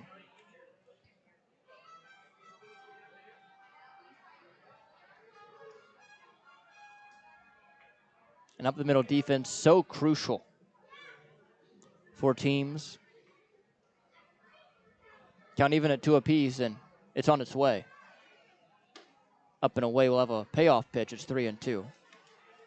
And this is what Bauk's done at the plate ever since he's been up there. He's worked long at bats. He's worked great at bats. The hit hasn't come yet, but I think when you're watching a guy work these kind of at bats, that's kind of really a secondary thing. He's had such great at bats. It's not really too worrisome that he hasn't had a hit yet. Here's the payoff from Webster. Down and in, ball 4. So Bauk works a really good at bat and is rewarded with a walk and brings up the top of the order in Dennis Pierce. And that's what you would love to see, a guy at the bottom of the lineup that's setting the table, just getting on base for your big dogs at the top of the lineup. Pierce, the leadoff homer in the first, his second of the season. Lined out hard to third. Lined out hard to short in the third. First pitch he sees. Inside, 1-0. We haven't seen Bauk attempt a stolen base yet, but during his summer ball play this year had 11 and 13 attempts. Decent lead for him. Pickoff throw, not in time.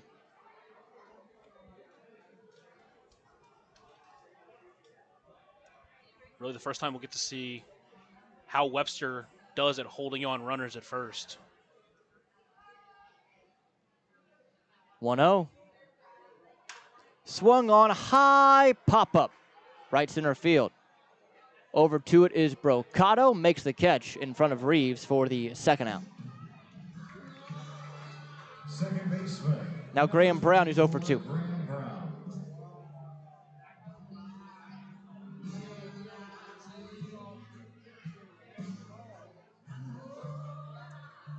Brown, I wouldn't necessarily call it a slump. He's hit the ball hard, just hasn't found holes. First pitch he sees is swung on and popped up. First base side might be playable. Zeisler over to it in foul territory, running near the line, but it drops right in behind him. So Graham Brown with a second life. It's 0-1.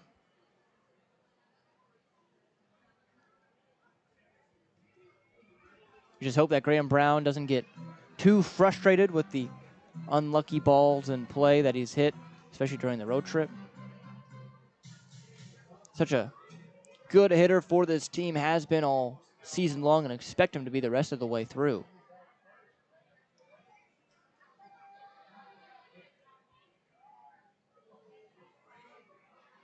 Pickoff throw, Bauk back in time with a head-first slide. Bauk is dancing a little bit over at first base. And now he's gotten both of his disengagements. See if now he wants to take off. 0-1. Low, it's 1-1.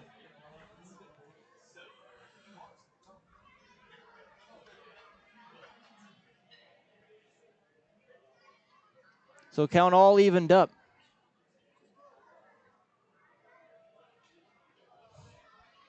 Belk still pretty aggressive with that lead, but nothing outrageous.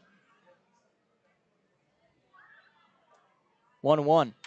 Swung on, lifted in the air, pretty well hit to center field. Back on it, Reeves, twisting near the track, near the wall, makes the catch. So that ends the fifth. Evansville held scoreless and leaves one runner on base. We now go to the sixth inning, 2-0 Evansville still on 96.9 WYR and the Otters Digital Network. Originally opening in 2004, Jacobs Village has been a home for adults with disabilities, giving these great residents a wonderful opportunity to live life just like you and me. Jacobs Village mission is to continue building a safe, walkable neighborhood community where people with disabilities and older adults can find meaningful relationships, affordable and accessible housing, and activities to keep their bodies and minds engaged. We can't wait to have Jacobs Village at the ballpark on July 3rd for our annual Red, White, and Blue Night. More information on this great community partner is available at jacobsvillage.org. Right now in Vanderburgh County, over 800 children are in the child welfare system waiting for someone to be their voice, and you could be that voice by becoming a court-appointed special advocate, a CASA volunteer. Donating just a few hours a month of your time can change a child's life forever. Vanderburgh County CASA invites you to join them. Stand up, speak out, be for the child, be a CASA. For more information, visit vandcasa.com. That's VAND-CASA.com. Time for the sixth. I bet you can guess who's still out there. Braden Scott on the bump here. He's been brilliant through 5 innings. He will face the bottom third of this order: Craig Massey, Hector Nieves, and Michael Ballard. The 3 due up here in the sixth. Yeah, and the way this game has gone, you feel like you really needed it. Obviously, only a couple runs on the other end, and as we mentioned, they've hit the ball hard a ton, just hasn't really been rewarded for it. But Scott on this end has been fantastic. He's done a great job at limiting base runners, and he's faced the minimum so far.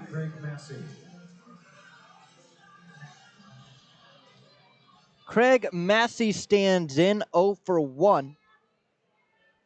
Craig Massey was one of these guys in this league who draws so many walks, 28 on the year coming into today. At the DH spot, the first pitch. In there for a strike, it's 0-1.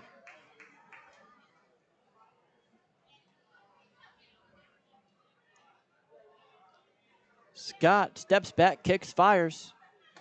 Bender on the front door, just missed inside. A ball and strike, must have been by a whisker. But Scott right back to work. Nearly hits Massey on that inside curve. It's 2-1.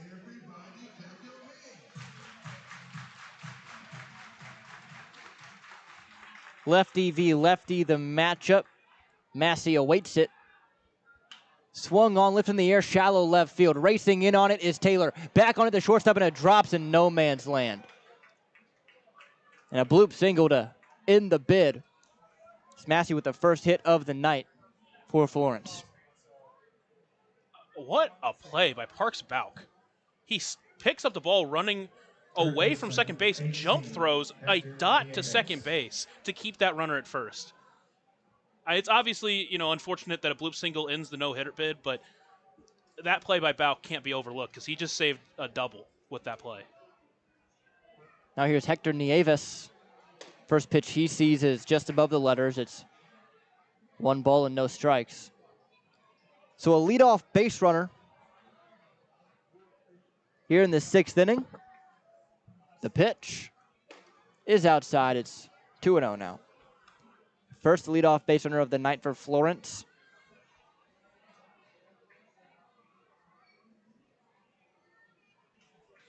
Nieves ahead in the count, 2 balls, no strikes. Here it is. Swung on and missed, just behind on the fastball. It's now 2-1. Now you just hope Scott can get through this frame. No reason we think he shouldn't. Still scoreless and keep the ball game where it is at 2-0. 2-1. Swung on and missed. Make it 2-2. Once again, Nieves late on the fastball.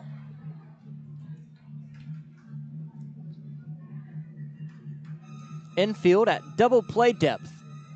Outfield straight up. Count even at 2 apiece. Here it is from the left-hander. Swung on high, pop up third base side, twisting, fouling out of play. Actually, it's overhead. Overhead foul ball brought to you by Heads Construction. Choose the best and never regret it. Choose the best, never regret it. Do you think the great Zane Claudefelter ever gets tired of saying that? No, I don't think he does, ever. I think it's his favorite part of the job, probably. The 2-2. Swung on and missed, strike 3. Once again, went to the fastball, down and away, and the 6th German-American Bank strikeout for Braden Scott. Shortstop, 5, Michael Ballard. Now Michael Ballard.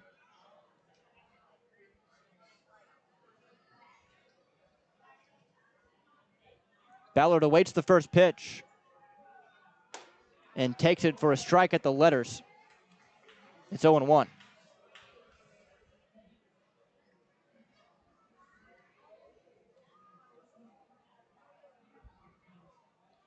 So no balls and a strike.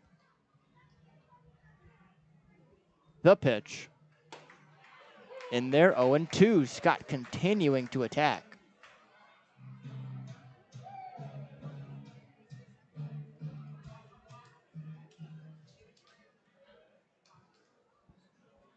No balls, 2 strikes, and out.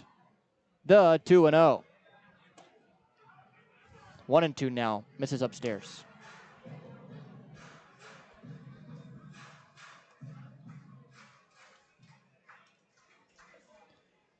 Scott looks in once again and sets, gives a quick glance over at first at Massey.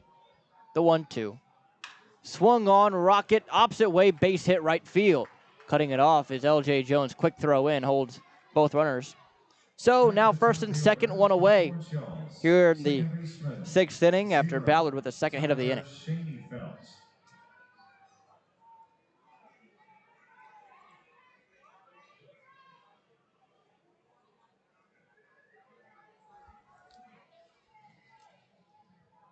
Now Tyler Schoenfeld in the top of the order. Due up. Schoenfeld is 0 for 2. The pitch. Never mind. It's a pickoff attempt. Back towards second, but no one covering the bag, so no throw. Yeah, fortunate no one was covering the bag on that one because Massey was stepping over towards third base. Now the first pitch.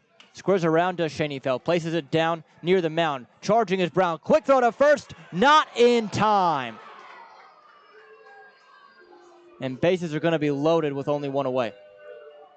Yeah, and right there, the just tiny bit of hesitation between Logan Brown and Braden Scott, who was going to pick it up, is the difference. That one was bang, bang, as close as it gets, and that speed of Schoenfeld, game breaker type speed.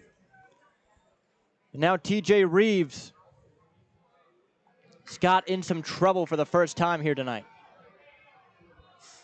Trying to wiggle his way out of it, and he'll have to face the toughest part of the lineup to do so. Reeves was the first base runner for Florence in this game 2 innings ago with a walk. The pitch. Misses inside on the back door. Breaker, it's 1-0. 2-0 Evansville, top 6. 1 away, bases juiced for Florence. Here it is from Scott. Strike, 1-1.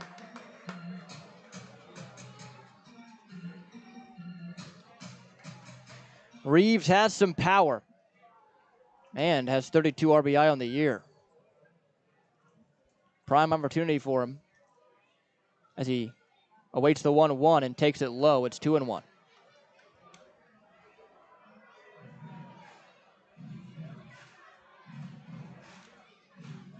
This has been a theme recently for Evansville, jumping out in front and getting into some trouble in the middle innings, but no one in yet for Florence.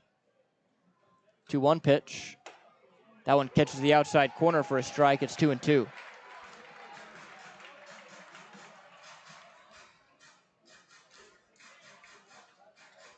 Had Reeves here earlier in the game, try to get him chasing on off-speed pitches on the curveballs that stayed quite a bit too low. Reeves in that last at bat held off on them, and we'll see what direction Scott goes with here, trying to get Reeves either to strike out or maybe even a ground out if possible.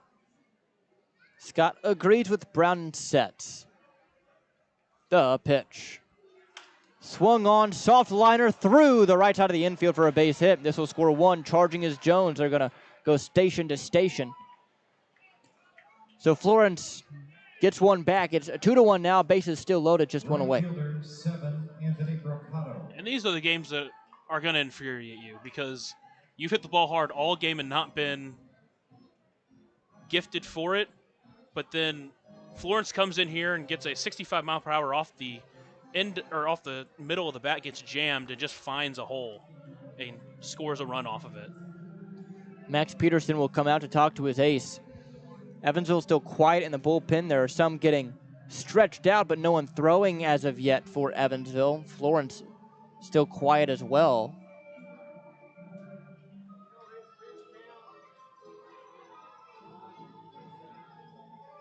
Again, Scott, a guy that can work through these situations. He's done it in the past. He's comfortable with it.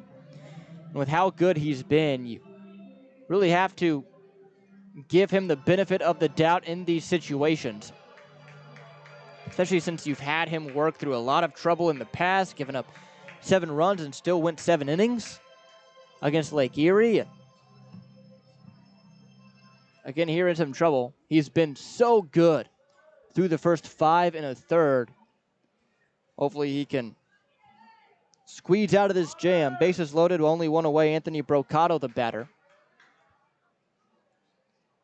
Scott sets and fires. First pitch is fouled right back. It's 0-1. Yeah, and the reason you're not worried is that he just made his pitch to the last guy. Got the jam shot, but it was a jam shot that just found a hole. He's still making his pitches, still pitching well. Just a little bit of some unfortunate spots here. 0-1 now to Brocato. Inside, and nice block there from Logan Brown. It's 1-1.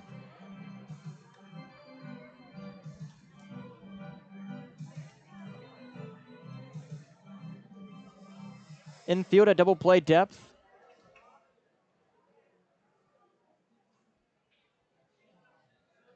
One offering after a deep breath from Scott. Just misses inside. It's 2-1.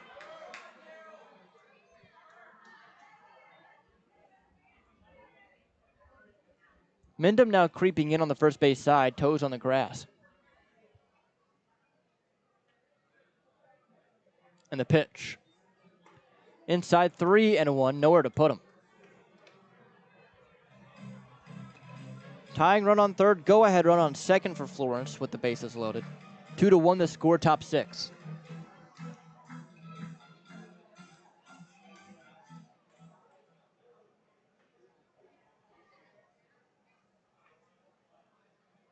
And the pitch. Low ball 4, so a run is walked in, and we are tied at 2 here in the 6th inning. First baseman. An RBI walk for Brocato. That will be his 8th RBI of the year. Drives in Ballard. Bases still loaded. Now here's Hank Zeisler.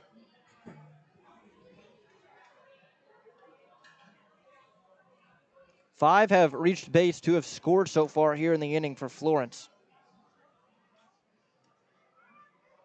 The pitch.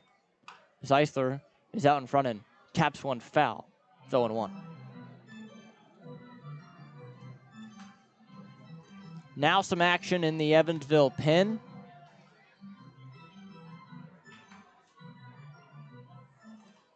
Up and throwing is Nolan Thebe.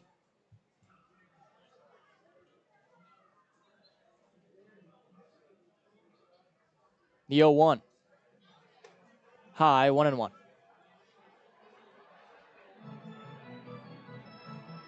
Every once in a while, Scott has these innings where he can struggle.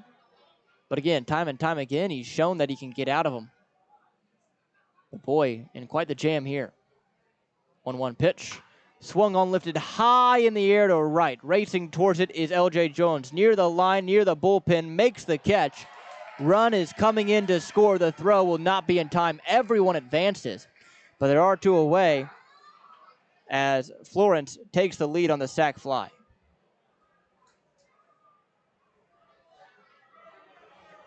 It almost looked like Wilbanks out there catching in the bullpen. Almost looked like he was going to get up and try to catch it.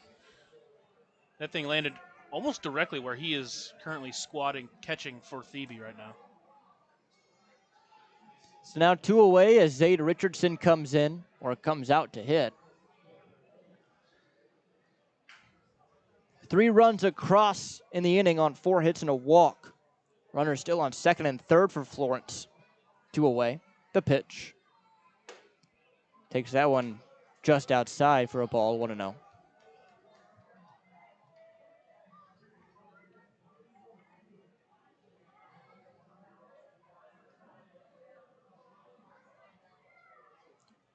Scott once again delivers. Swung on, fouled right back, count evened at 1 apiece.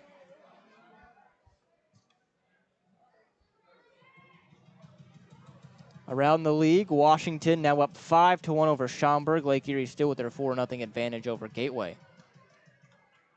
Windy City beating Joliet 2-1 currently.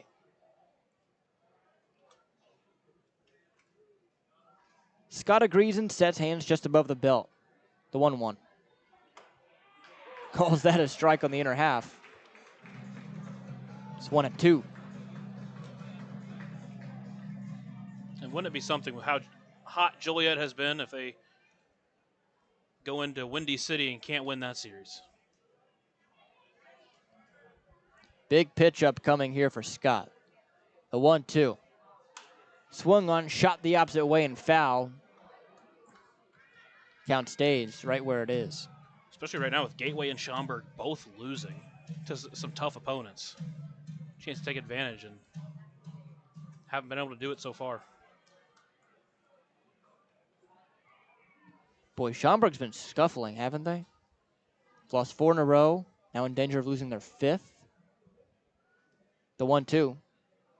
Swung on and missed. Dropped third strike from Logan Brown, but the runner just goes back to the dugout, and that is out, number 3. 7th strikeout for Braden Scott, but Florence scores 3 in the inning. It's 3-2. Y'alls going to the bottom half here on 96.9 WIR and the Otters Digital Network. Ballet Indiana is made up of local ballet professionals, dedicated parents, and community members in order to provide unique and life-enriching experiences for hundreds of young dancers, while carrying out their mission to inspire a lifelong appreciation for dance for both our dancers and the Evansville community. More information on Ballet Indiana and information about their upcoming performances is available at balletindiana.org.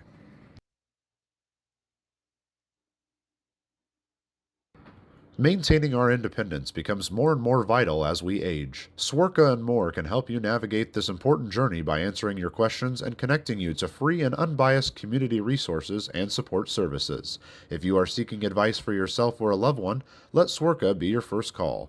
More information available at swerka.org or by calling 812-464-7800.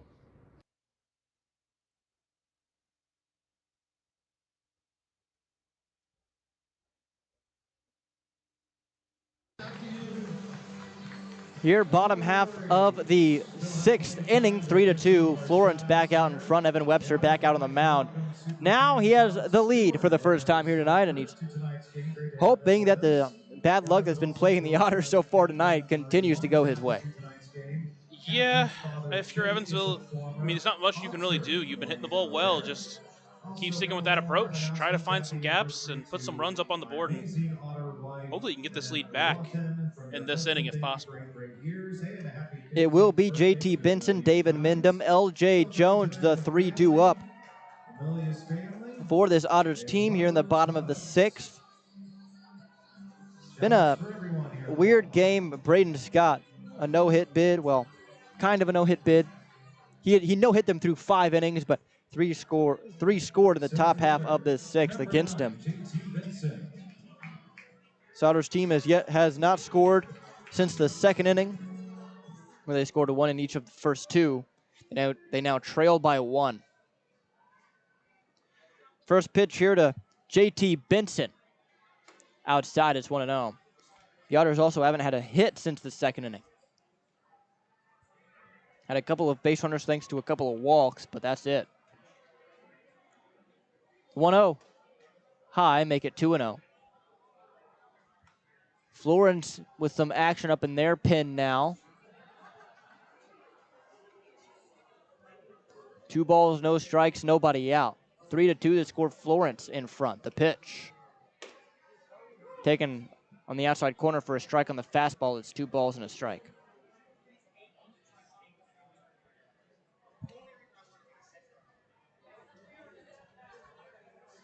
The pitch. High, make it 3 balls and a strike. JT Benson working some good at-bats here tonight. He's already walked and doubled against his former teammate in Webster. 3-1 offering. Swung on, blasted, high and deep left field, near the line, near the pole, out of here. JT Benson ties it up immediately with a solo shot.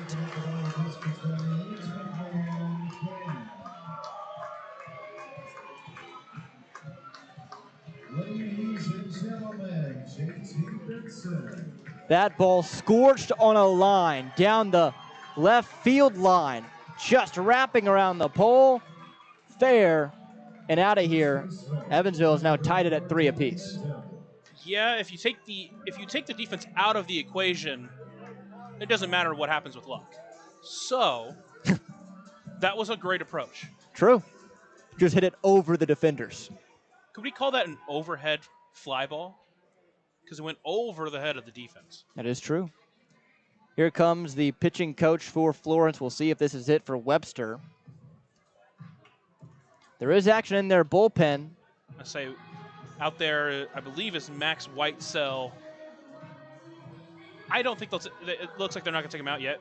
Or at the very least, they're still going to try to delay a little bit because he just got up. So he's still trying to loosen up. So a prolonged meeting on the mound here.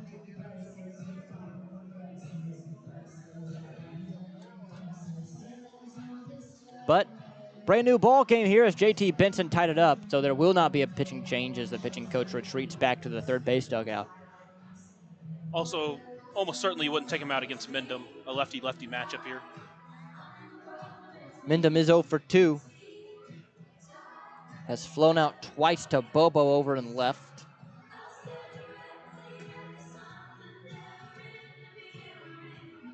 Stands in on the left side.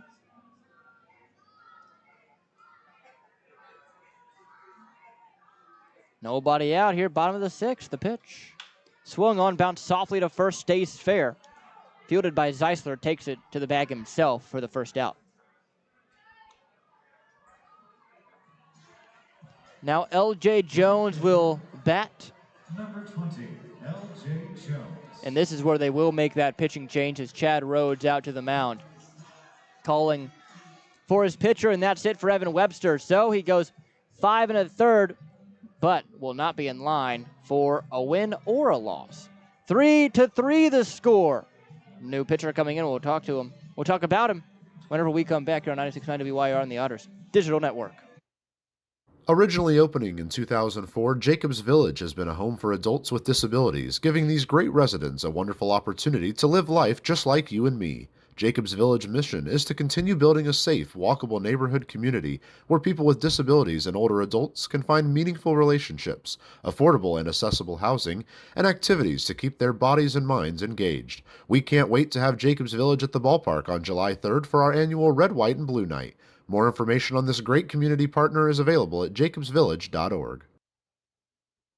Right now in Vanderburgh County, over 800 children are in the child welfare system waiting for someone to be their voice, and you could be that voice by becoming a court-appointed special advocate, a CASA volunteer. Donating just a few hours a month of your time can change a child's life forever. Vanderburgh County CASA invites you to join them. Stand up, speak out, be for the child, be a CASA. For more information, visit vandcasa.com. That's VAND-CASA.com. Back here at Bosse Field, and number 44, Max Whitesell, is on the bump. The Dayton, Ohio native comes in to relieve Evan Webster, who pitched well, but did just give up the tying solo shot to JT Benson. Yeah, it was just kind of a... He was very fortunate with a lot of his hard hits he gave up went right to his defense, and those 2 home runs he gave up, as well as some loud contact, is really what bit him. And his former teammate really got the best of him, a double, a home run, and walks, so couldn't find a way to get him out. Did get Mendham to at least get 1 out here in the 6th, and now he leaves it to Max Whitesell, who's only appeared twice, but both times has gone 2 innings. Hasn't given up a run or walked anybody during his appearances. He will face L.J. Jones here to begin his outing. The right-hander's first pitch to Jones is taken high for a ball. It's 1-0. So Webster's line finishes 5 1/3, gave up 4 hits, 3 runs, 2 walks, and a strikeout for him. The 1-0. Up and away, it's 2-0.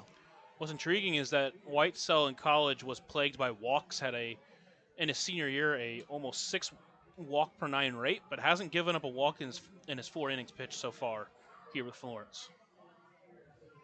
2-0 pitch. Up and in, bending back is L.J. Jones. It's 3-0.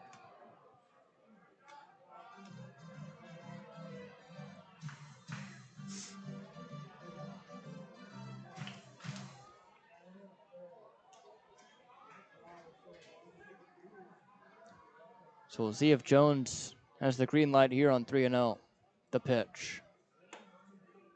Takes it down the middle, 3-1. Automatic strike there. Whitesell stands in, looks in and sets. Hands chest high, the pitch. Outside, ball 4. So L.J. Jones works a 1-out Deerhead Side Walk Cafe and Bar for Keenan Taylor now to bat. Taylor doubled back in the 2nd, scored, flew out in the 4th. Call that the pro announcer's jinx. Gave up his first walk of his Frontier League career.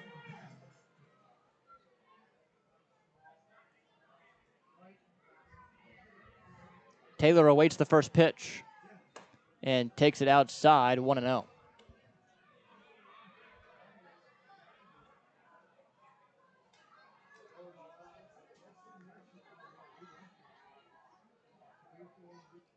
Whitesell sets out of the stretch, the pitch. Down and away, 2-0. So really struggling to find the zone right now is Whitesell. He just can't find his release point on his fastball to set up any of his off-speed stuff right now. The pitch again. That one finds the zone at the letters. It's 2-1. 1 away here in the bottom of the 6th, tied at 3 apiece.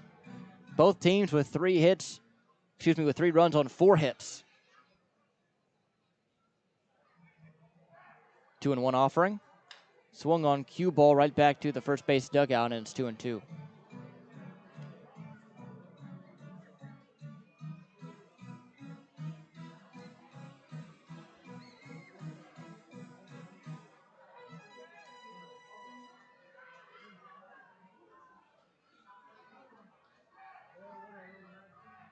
Whitesell peers into Richardson behind the plate and sets.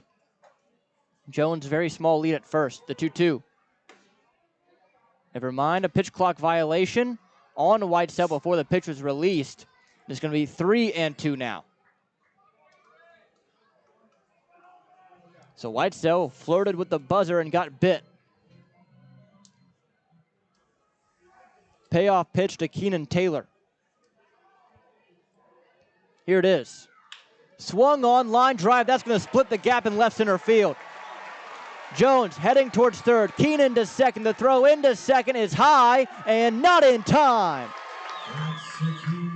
Deerhead double-decker double for Keenan Taylor. Now runners on second and third.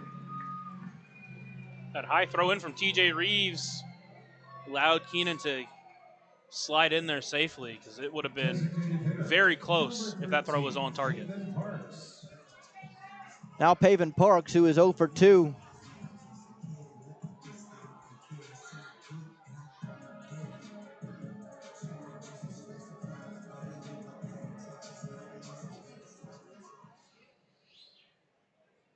See how the left-handed hitter in Parks does. Here against a right-handed pitcher as the infield is drawn in. The pitch, down and in, nice backhanded scoop by the catcher in Richardson. It's 1-0.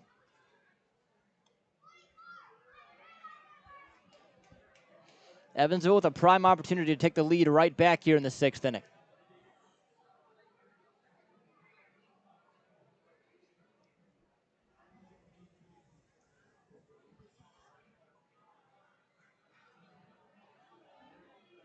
Here's the 1-0.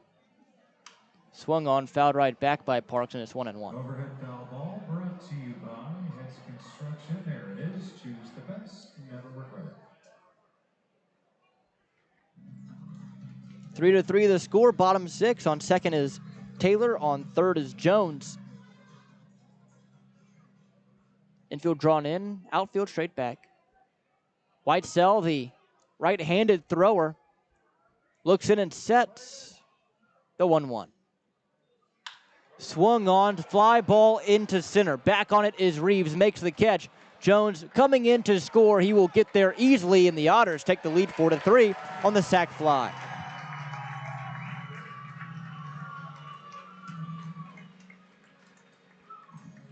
So just like that, Evansville takes all that momentum that Florence got and stole it. And Pavin just continues to do his job today. He did it back in the 2nd inning, advancing Keenan from 2nd to 3rd. And right there, did it getting the sac fly to score L.J. Jones. A couple of great at-bats for him today. Now the first pitch to Logan Brown. Inside, made him move back a bit. It's 1-0.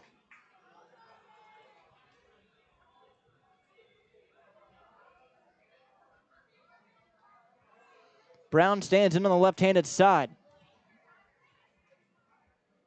Here it is from Whitesell. Swung on, jam shot foul, and it's 1-1 now. Logan Brown is 0 for 1. He has a sac fly himself. He's also grounded out.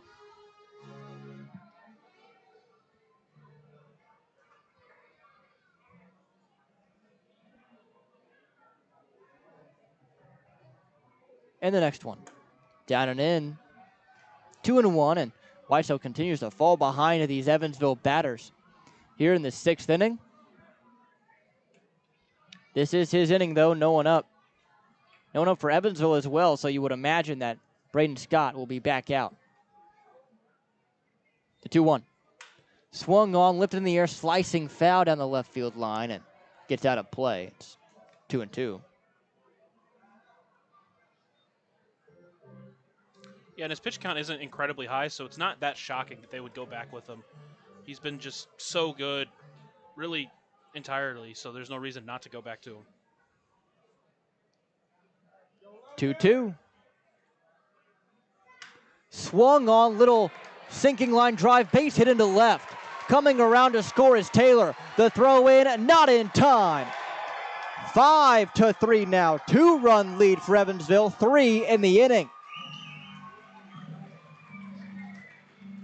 I'd like to wish a very happy birthday to Justin Brendan here at the ballpark. Logan Brown, his second RBI of the night, 5-3, Evansville. Great situational hitting there from Logan Brown. He's really been that way all year. You get a runner on, he does a good job. Has some really nice power to left center field and showed it there again. And we'll have another meeting on the mound for Whitesell. Again, no one up in their pen. 5-3. They've scored 3 here in this 6th inning, responding to Florence's 3 in the top half. And how about the response from this team? Your guys pitched a gem so far today, had a little scuffle there in the 5th or in the 6th inning, gave up 3 runs, and then you bounce back directly. You give them a chance to go out there and pitch another inning and get a win in tonight's ball game. Parks Balk, the batter now. He walked his last AB an inning ago. It's been 3 runs on 3 hits for Evansville. A solo shot from JT Benson to lead off the inning. Sac fly from Pavin Parks, and then a RBI single from Logan Brown. The 3 scoring plays.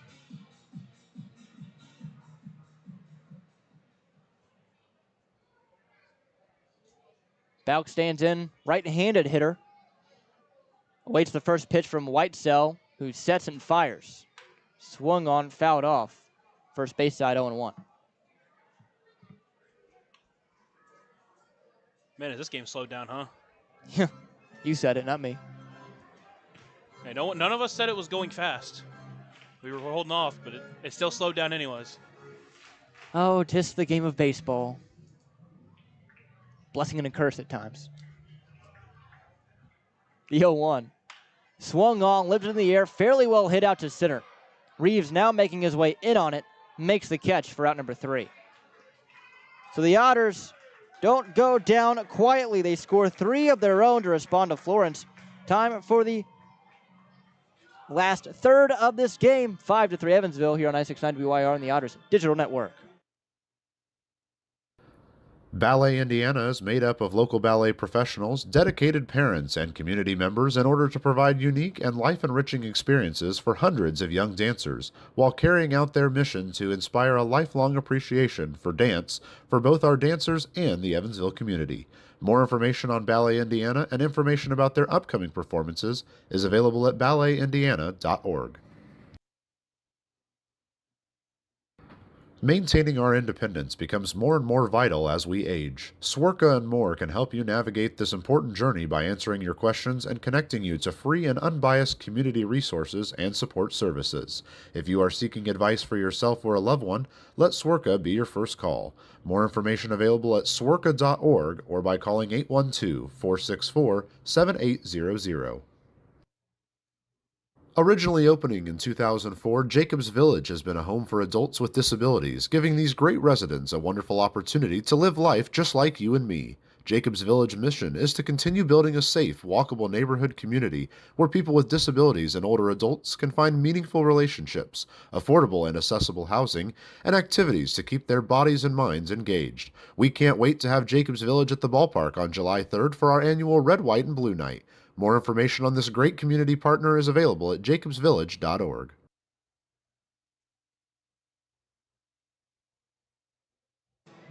It is, in fact, Braden Scott back out there for his 7th inning of work. Scott has been fantastic throughout this game. Did have a little bit of a snag in the 6th inning, gave up 3 runs, but worked through it pretty well. Kept the Otters only down by 1. They bounced back and scored 3 of their own in the bottom of the 6th inning. They lead 5-3 as we head to the 7th. I'm Lucas Macklin alongside my partner, Riley Angel. Thank you so much for joining us this Saturday night for some Otters baseball. As Scott finishing up his warm-ups here with the extended 6th inning break as Evansville brings people in to drag the field. Now Logan Brown behind the plate tosses it down to second base, and he will face the left fielder Brendan Bobo.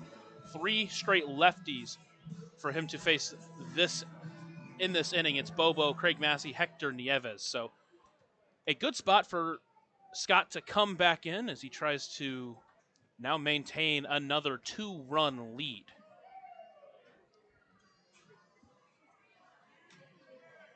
Bobo 0 for 2 on the day. Awaits the first pitch from Scott.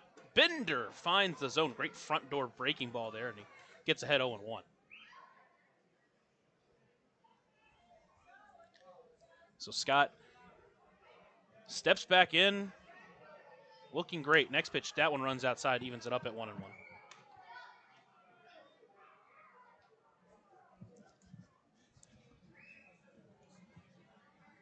Bobo with a great catch earlier in the game and left. That pitch pulled the string, got him swinging. He's behind 1-2 now.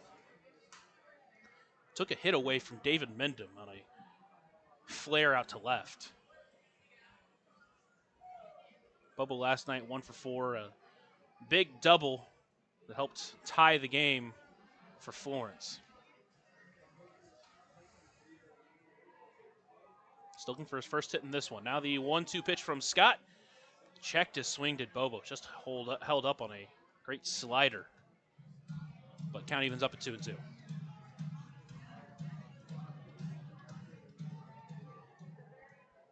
I checked last night. Brendan Bobo, no affiliation with the great wide receiver Jake Bobo in the NFL. That's a grounder towards Mendham. He bobbles it a little bit. Toss to Scott, who brings it in for out number 1. Boy, and that got scary there for a second from Mendham, who was able to regain himself and make an accurate toss to Scott, who was hustling over to first to cover to get that first out of this 7th inning. A little bit of PFP action. Oh, yeah. Now with 1 away, it brings up Craig Massey. He was the one that started off the run in the 6th inning. First pitch, outside for a ball, moves to 1-0.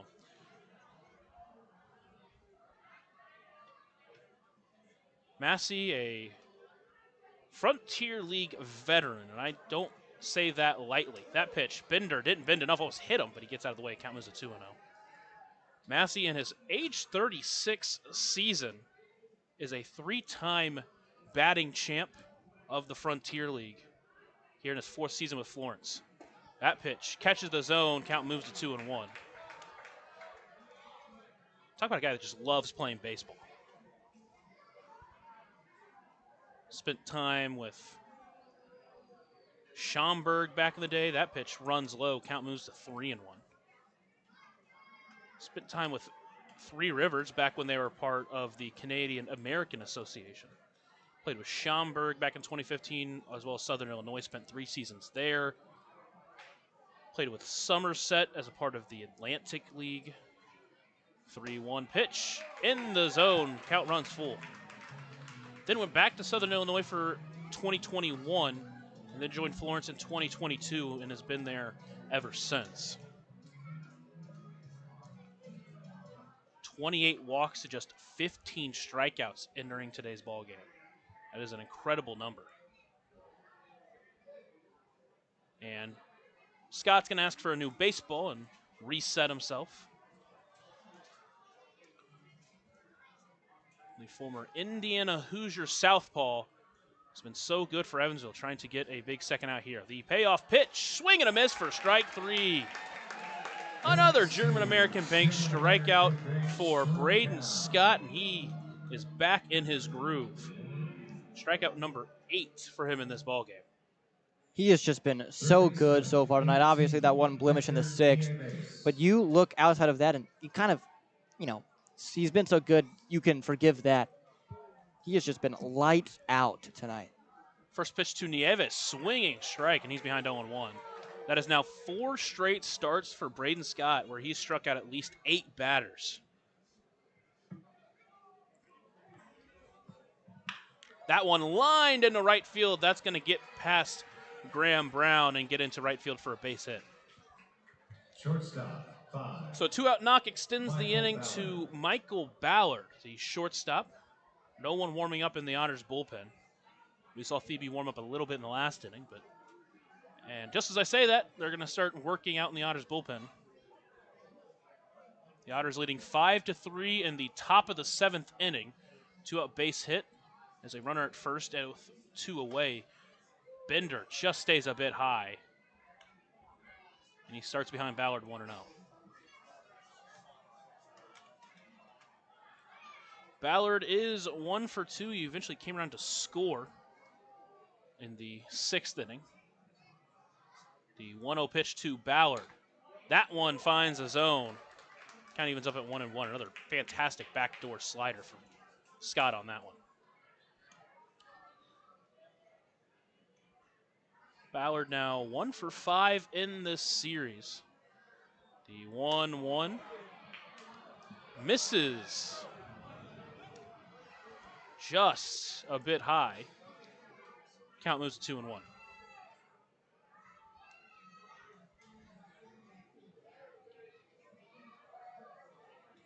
The tying run is represented by Michael Ballard at the plate.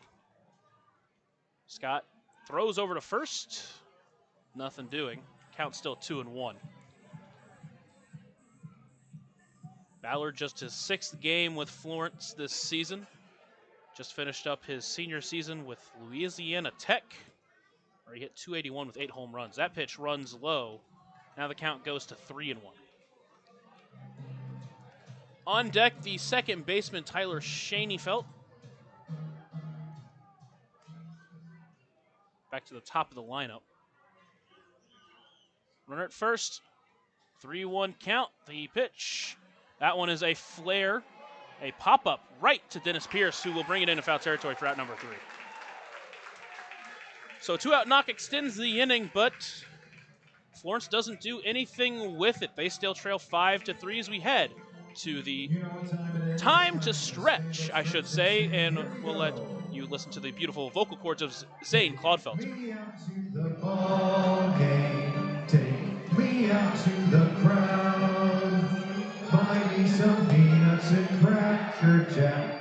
I don't care if I never get back, and we'll root for the Otters. If they don't win, it's a shame, for it's 1, 2, 3 strikes, you're out at the old ball game. Nicely done. Let's get some more runs.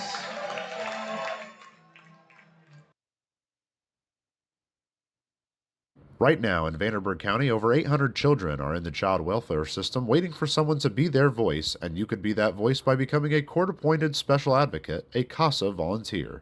Donating just a few hours a month of your time can change a child's life forever.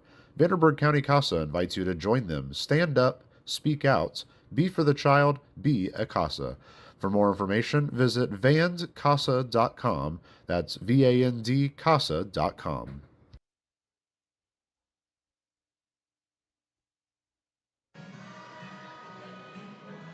We head to the bottom of the 7th inning. Evansville up 5-3 over Florence. It's been a fantastic game for pitchers, especially for Braden Scott, who outside of that 6th inning where he gave up 3 runs, he has been fantastic. Pitched another great inning in the 7th, and we'll see if that's going to do it for him in this ball game. And now Evansville comes back to the plate, trying to extend that 2-run lead in this ball game. It'll be the Edward Jones leadoff batter of the game, Dennis Pierce, to lead off this inning, as he is 1 for 3 on the day with that home run back in the first to lead off the game,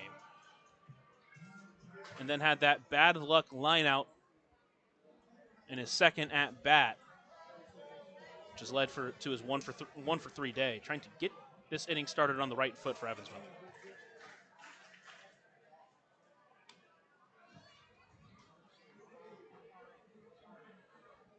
First pitch in there for a strike. He'll start behind 0-1.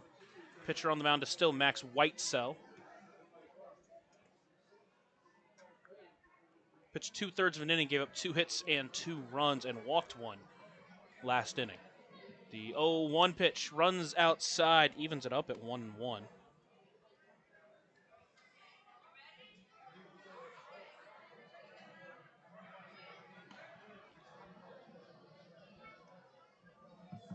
The 1-1 pitch to Pierce. Runs high, count moves to 2-1. So Whitesell struggling with his command a little bit here in this outing, and Evansville team that is willing to wait you out. The 2-1 pitch High fly ball towards right, but that one's going to get out of play and overhead for an overhead foul ball brought to you by Heads Construction. Choose the best, never regret it. Count moves to 2-2.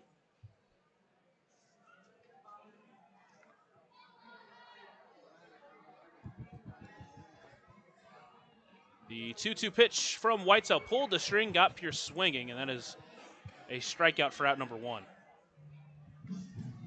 Second baseman, number 24. And now it extends or moves the inning to Graham Brown, who is still searching for his first hit this game. Has not been able to find the holes in this defense. He's 0 for 3 with a strikeout. Whitesell from the stretch, the first pitch to Brown way outside in the dirt. Gets way past the catcher Richardson, and Brown is ahead 1-0. Graham Brown in this series is 1 for 8. That hit was a RBI double that started the scoring for Evansville in last night's game. The 1-0 pitch to Brown. Takes that one just low and maybe a bit outside. Count moves to 2-0.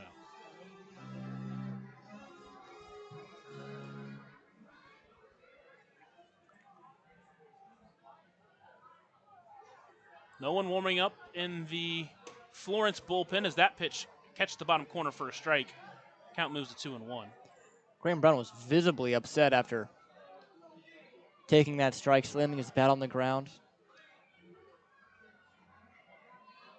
The 2-1 pitch to the Otters' second baseman tonight. Hard fly ball, but that one's going to get up and out of play, and now the count's going to even up at 2-2. Got an Evan the Otter sighting down in the main concourse. Plenty of fans coming up and talking with them, giving fist bumps and pictures taken. Standing down there right next to our main man, Q. Need to get Q to get a picture with Evan. Oh, absolutely. I'd get a picture with Evan. The 2-2 pitch to Brown. A soft liner into right field. Diving for it is Brocado. And did he bring it in? He did. Wow. Takes a hit away from Graham Brown, and when you are unlucky, you're just unlucky in baseball, man. Yeah, I mean, sometimes it's just not your night, and baseball can be so cruel at times to guys, especially a guy like Graham Brown who's been so good, and that had a base hit written all over it, but boy, Brocado with a great play there. A couple great defensive plays for Florence in this one, and with now 2 away. The final hope in this inning, JT Benson, first pitch inside for a ball, and he starts ahead 1-0. What a day it's been for JT Benson. He has been the offensive catalyst for this team. 2 for 2, a double, a home run, a walk. That one, a chopper up the middle. That's going to get through for a 2-out base knock.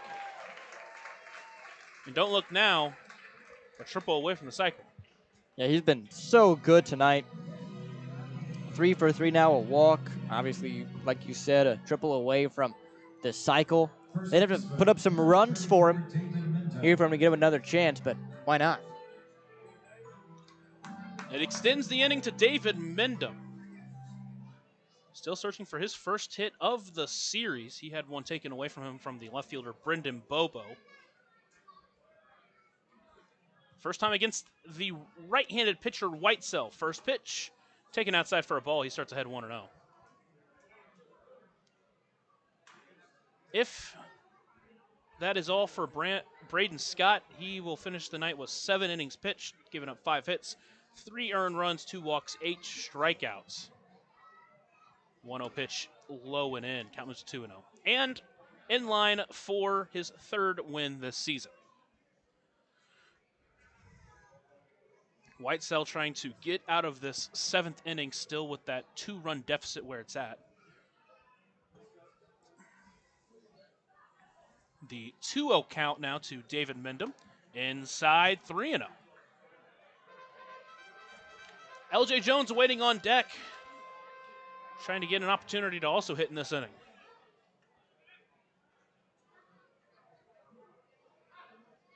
Mendham into the left-handed batter's box. Awaiting the 3-0 pitch from the righty Whitesell. Inside, ball 4. Didn't throw a single competitive pitch in that at bat. That's into your head. Deerhead Sidewalk Cafe and Bar, and still no warming up going on in Florence bullpen, and just a lack of command in that at bat for Whitesell. At this point, I think they're just trying to conserve a little bit of their arms out there for tomorrow, but you have to imagine the leash is getting a little tighter right now on Whitesell, given that this is a winnable game for Florence and they don't want to give up any more. First pitch to Jones. Checked his swing. That pitch stayed outside. Count moves to 1-0. Tough take there for LJ Jones. Good job to hold up. Now in the right-handed batter's box, awaiting the 1-0 pitch from Whitesell. That one just misses low. Now it's a 2-0 count. That is a couple of pitches for Whitesell that are nipping at the zone. Not getting a call on either of them. Whitesell looking into Richardson. Now he is set in his closed pitcher's stance. The 2-0 pitch to Jones, swinging, but fouls that one off. Count moves to 2-1. Jones was sitting fastball there, got it, just couldn't put it in the right direction.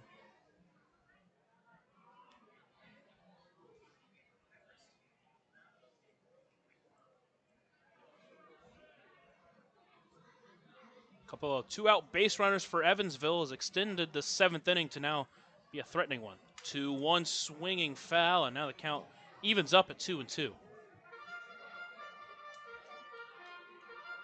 Mentioned that LJ Jones has been on fire in the month of June, entering today's ball game with a 372 June average, just behind Keenan Taylor's 373.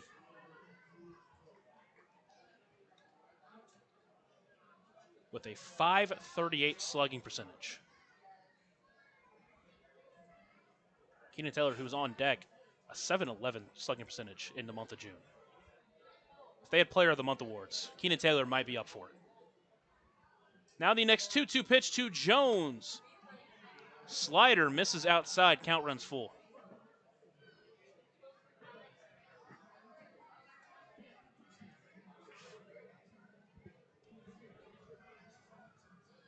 Counts full. Runners are going to get a head start in this next pitch.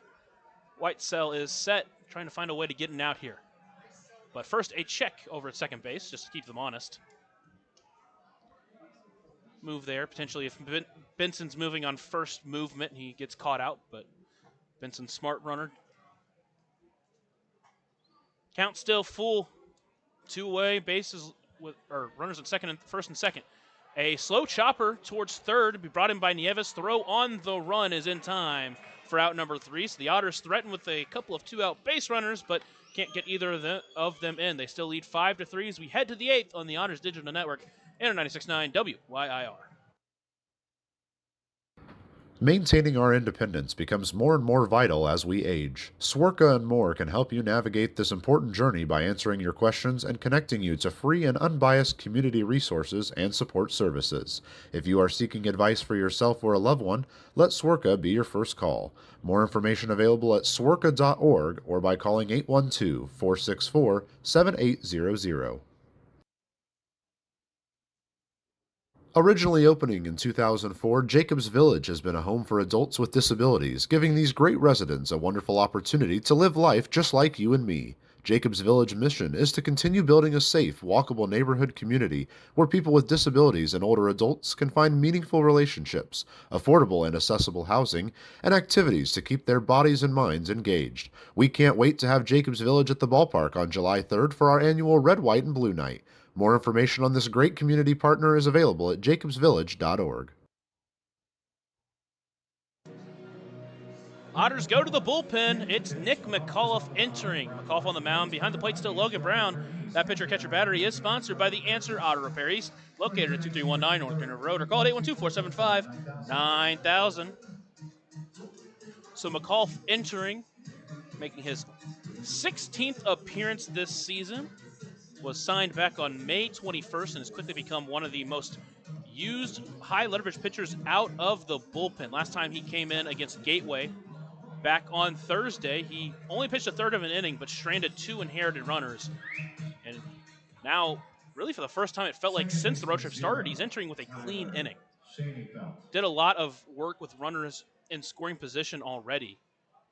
But now with a clean inning, just trying to pitch a clean 8th to get to the 9th inning. First one to face him is at the top of the lineup in Tyler Shaneyfelt. In the left-handed batter's box. First pitch, just a bit high, and he'll start behind 1-0. McAuliffe, when he's been on, he has been so tough to hit as a 1350 K per 9 rate this season. That one in there for a strike, evens it up at 1-1. Has dealt with some control issues in some of his outings, but again, when he's been on and he's been able to locate his pitches, especially his fastball, he's been so tough to hit. 1-1, high fly ball into left. Taylor going to go back now, in on it a little bit, and he will bring it in for out number 1. So with one quick out of the way, it's TJ Reeves, the center fielder tonight. Center fielder for TJ Reeves. Florence down to 5 outs in this game. Otters leading 5-3 here in the top of the 8th. Otters got a run in the first, running in the second, and then both teams scored 3 in the 6th inning, which leads 5-3. The first pitch to Reeves way high. He just slipped on that one.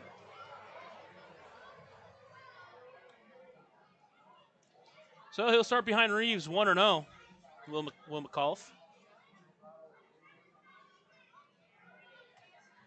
McAuliffe entering with a 3.94 ERA, but really that's all been done with one rough outing where he gave up 5 earned runs.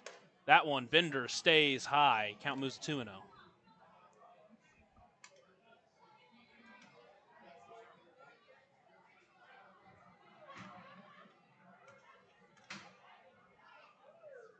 It's got a 2-0 count to Reeves. That one finds his own, fouled up and overhead for an overhead foul ball. Brought to you by Heads Construction. Choose the best. Never regret it.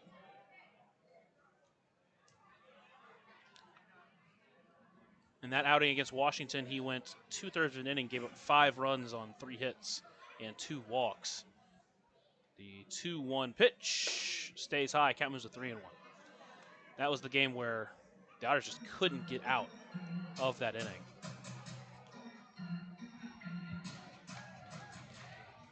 There's a 3-1 count here to Reeves. Pitch in there, strike swinging, count runs to full now. But man, other than that, McAuliffe has been fantastic for Evansville.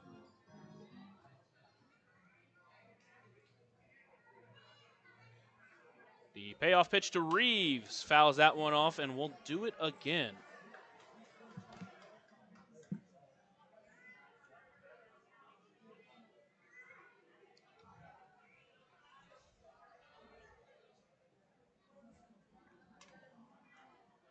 McAuliffe looks in, takes a deep breath, and will deliver the payoff pitch from the windup. High fly ball into center field. Benson on his way back and will slow down and make it as he runs and makes the grab a couple of feet in front of the track for out number 2. And that's a location where you don't really want to throw the fastball middle high and caught way too much of the plate. But Reeves didn't get all of it by any means, and out there in center, able to make the catch was Benton up against the wall, or near the wall anyway. Next is Brocado. First pitch stays high, and he's behind 1-0. Coming into that Washington outing on June 19th, he had not given up a run and had a win, but then entered 3 straight games and came out with a loss. Just some unfortunate situational pitching. The 1-0 to Brocado. That one stays just high as he holds up. Count was a 2-0.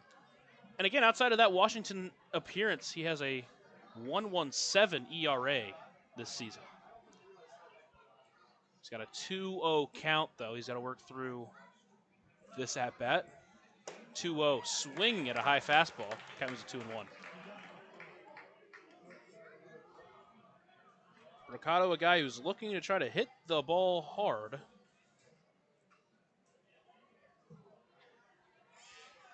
2-1 from McAuliffe. Another fastball blew it by him. Evens it up at 2-2. So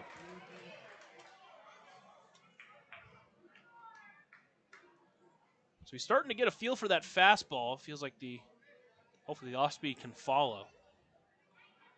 See where he goes here with a 2-2 count here to the Florence right fielder.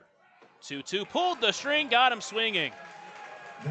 A German American Bank strikeout to end the inning. The Y'alls go 1-2-3 as we head to the bottom of the 8th. You're listening to the Otters Digital Network and 96.9 WYIR.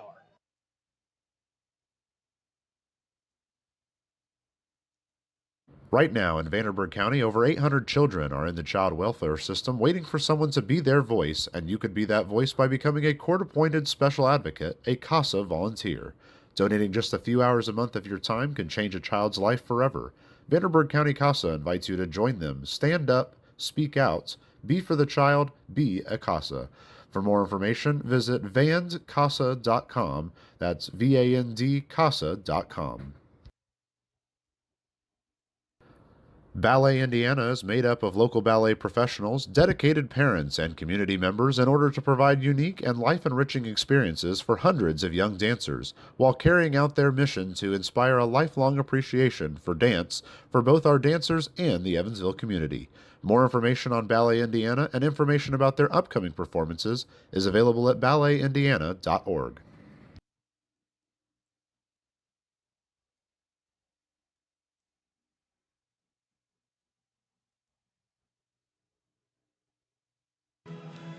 Florence will send a new pitcher to the mound. It is Jeff Lotus.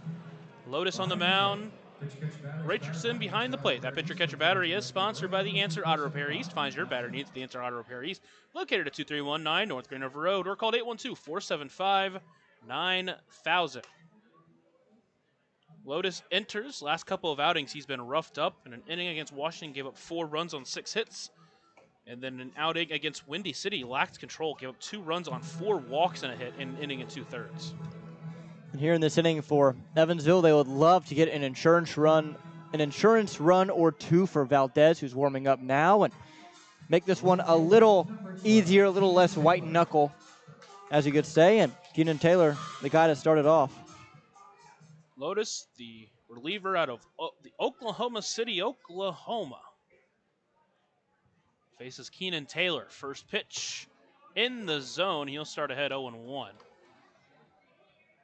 He's had some good stuff this year, but has dealt with a command issue, as we saw against Windy City. And that one is a soft liner, and that one's going to be snagged by the shortstop, Ballard.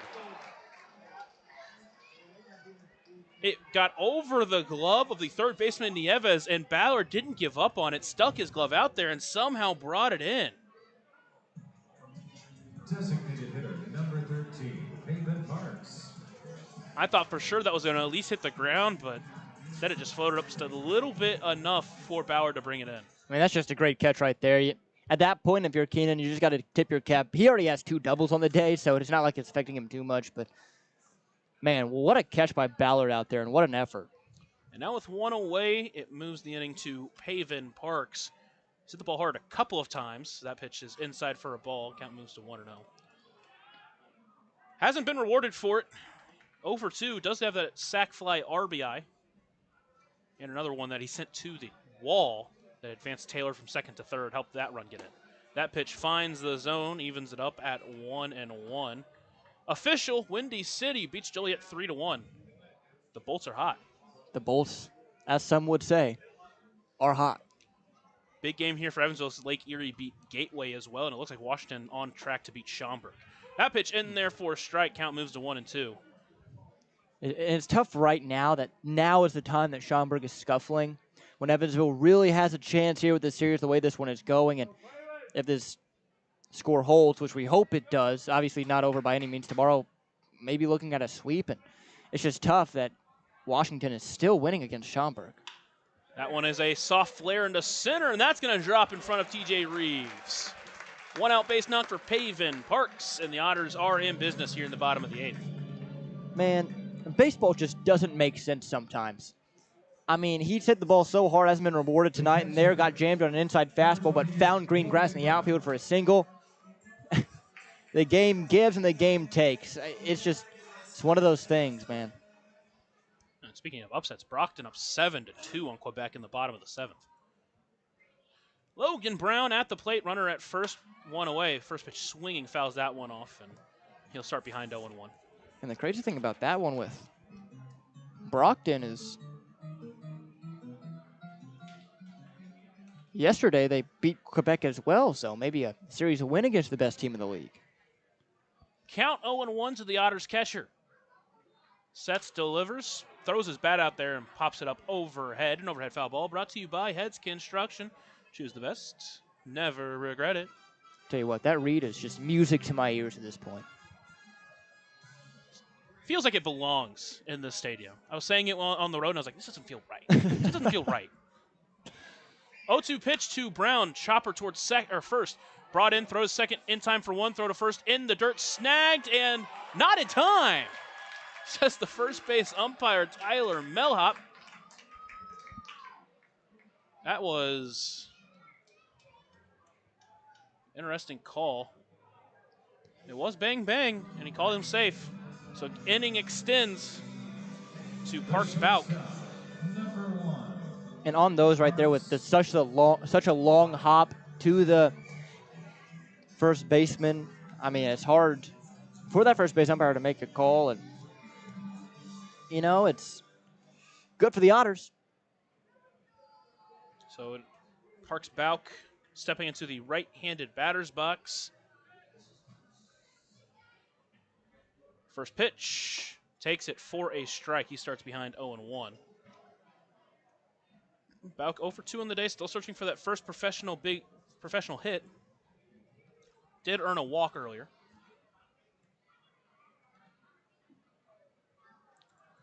The 0-1 pitch finds the zone. Count moves to 0-2 now on Bouk.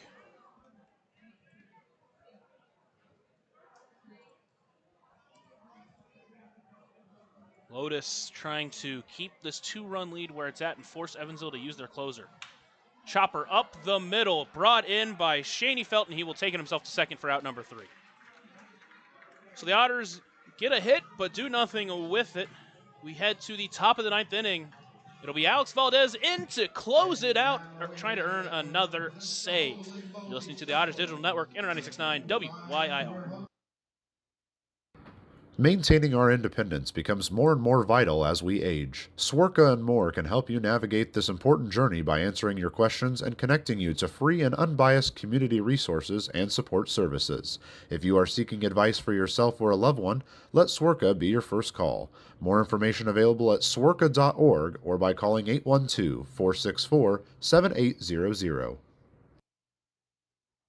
Originally opening in 2004, Jacobs Village has been a home for adults with disabilities, giving these great residents a wonderful opportunity to live life just like you and me. Jacobs Village mission is to continue building a safe, walkable neighborhood community where people with disabilities and older adults can find meaningful relationships, affordable and accessible housing, and activities to keep their bodies and minds engaged. We can't wait to have Jacobs Village at the ballpark on July 3rd for our annual Red, White, and Blue Night. More information on this great community partner is available at jacobsvillage.org.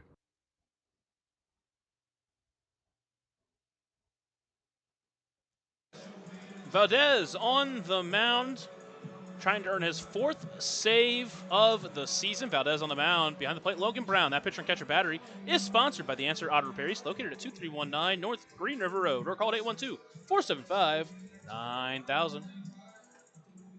So Valdez entering a game for the 3rd straight day. He has been in full use for Evansville. And he's been really good in those outings. Pitched really well yesterday, and a clutch performance in the 10th inning, and now looking to pad the stats a little bit here, looking for the save. See how he does. He'll have to face the middle of the order, but man, he has been electric so far this year. Valdez enters 2 strikeouts short of 300. He will face Hank Zeisler, Zade Richardson, and Brendan Bobo. First pitch to Zeisler, outside for a ball, and Starts behind Zeisler 1-0.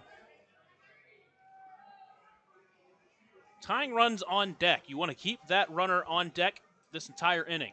The 1-0 pitch to Zeisler. Swinging strike. Evens the count up at 1-1.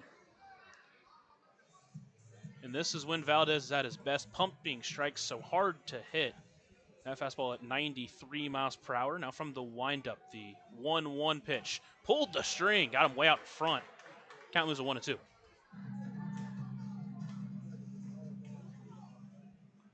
Now time called by Zeisler as he tries to reset himself.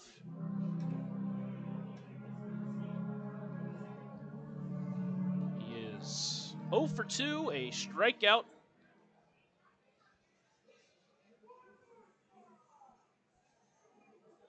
1-2 pitch stays up and away, and it evens the count at 2-2.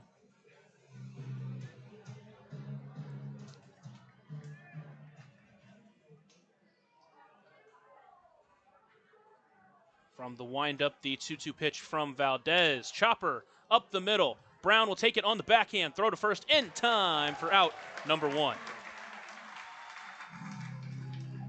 Big first out in this inning. That tying run still stays on deck, and with 1 away, it's Zade Richardson. Richardson 0 for 3 with a couple of Ks today, went 1 for 5, making him 1 for 8 with 4 strikeouts in this series so far. The Otters trying to get him again. Valdez works quickly. First pitch to Richardson. Pulled the string, got him out in front, and he's ahead 0-1. It's not a huge difference in speeds for him, but when you're setting for 93, 94, and he pulls a string at 86, it can be so tough to lay off of it. 0-1 from Valdez. Another off-speed pitch. That one hooks just foul, and now the count runs to 0-2 very quickly. And especially how fast he works on the mound, you barely have time to compose yourself before the next one is coming at you. So you have zero time to think at all, which for some hitters can be a good thing, for some not so good. But with a guy like Valdez who mixes it up so well, it's really hard. And see here using his time. Richardson going to call time and try to reset himself, as trying to do whatever he can to get that tying run to the plate. Richardson in his 3rd year with Florence. Initially drafted by the Cardinals out of high school.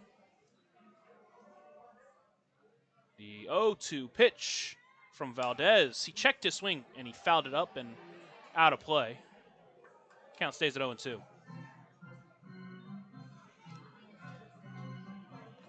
Spent 3 seasons with the Cardinals. A couple of seasons with Atlanta. Now he's here with Florence. The 0-2 pitch. A high pop-up into foul territory. Mindham will look over at it and won't be enough room to bring it in. So he's had him at 0-2. Richardson's fouled off a couple of pitches.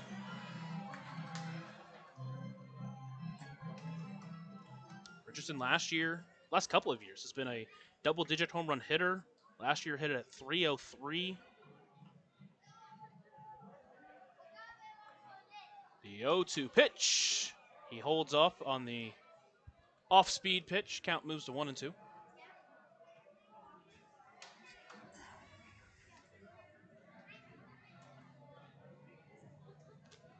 Working quickly still, the 1-2 pitch. Just misses high, evens the count up at 2-2. So count started 0-2, now it's 2-2 with Richardson working it. Takes a deep breath. Now the windup, the 2-2 pitch. Hard liner, that's going to get through for a base hit, and the tying run will, in fact, come to the plate, and it stands in the form of Brendan Bobo. Left fielder. And they're just left the fastball right down the middle of the plate. And Richardson not missing it, hitting it into left field for the single, but can't panic too much. Again, you still got to be up there with the confidence of a closer, as Valdez, I'm sure, does. And still have plenty of room to get out of this. Bobo steps in 0 for 3 on the day. First pitch. pulled the string, got him out in front, and he's ahead 0-1.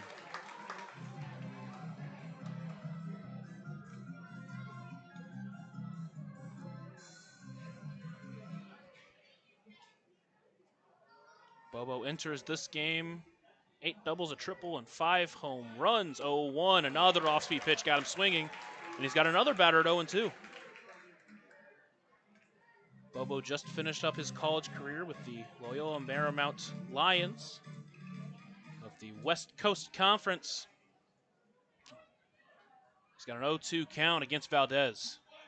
In the dirt, gets past Logan Brown. Runner will advance to second base. Not a huge problem because, again, the only run that matters is at the plate right now. Does eliminate the double play potential, but other than that. And now Brown's going to walk out to Valdez as he tries to figure out how to finish off these batters with 2 strikes.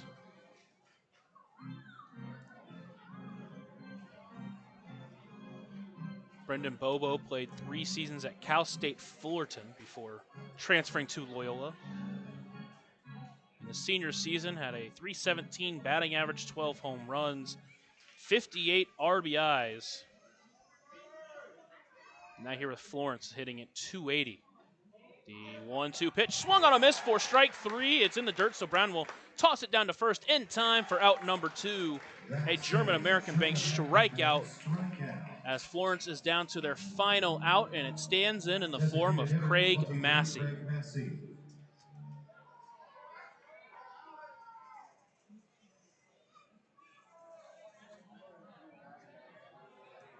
Massey stands in, does not have a home run yet this year, only had 1 last year.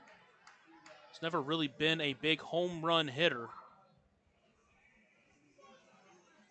But he is, as always, a tough out.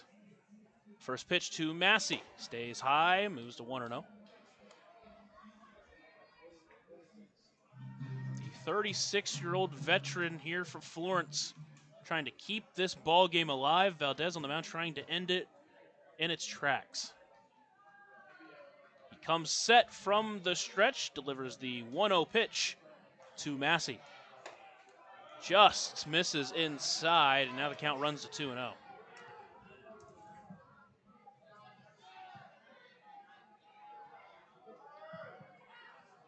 Valdez looks into Brown. He agrees and comes set. The 2-0 pitch. That one is just a slap shot in the left field. It's going to get down for a base hit. They're going to hold the runner at third. It's going to get thrown into second base, and now the tying run is on base, and the go-ahead run at the plate will lead to Hector Nieves. We will get a pinch runner for Craig Massey. Ladies and gentlemen, your attention please. A pinch runner at first base will be 6, Moreno. Batting, third baseman 18, Hector Nieves. The pinch runner will be Hiladio Moreno. He'll pinch run at first as the tying run. Now Hector Nieves waiting for the umpire to be ready. Now he does have a lot of pop in that bat. Representing the go-ahead run. Valdez looks in, comes set, delivers the first pitch. In there for a strike, gets ahead of him 0-1. Nieves hits the ball hard, but also strikes out a lot. Strikeout earlier was number 49 on the season. The 0-1 count. Now the pitch to Nieves. That one just missed outside. Maybe a bit high. Count evens up at 1-1.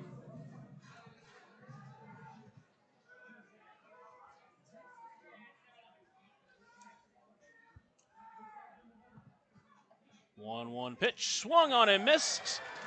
And now the Yalls down to their final strike at 1-2.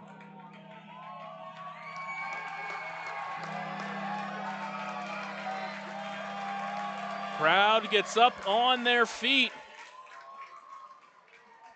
trying to root on their Evansville Otters. Valdez set, the 1-2 pitch to Nieves. stays high. Count evens up at 2-2.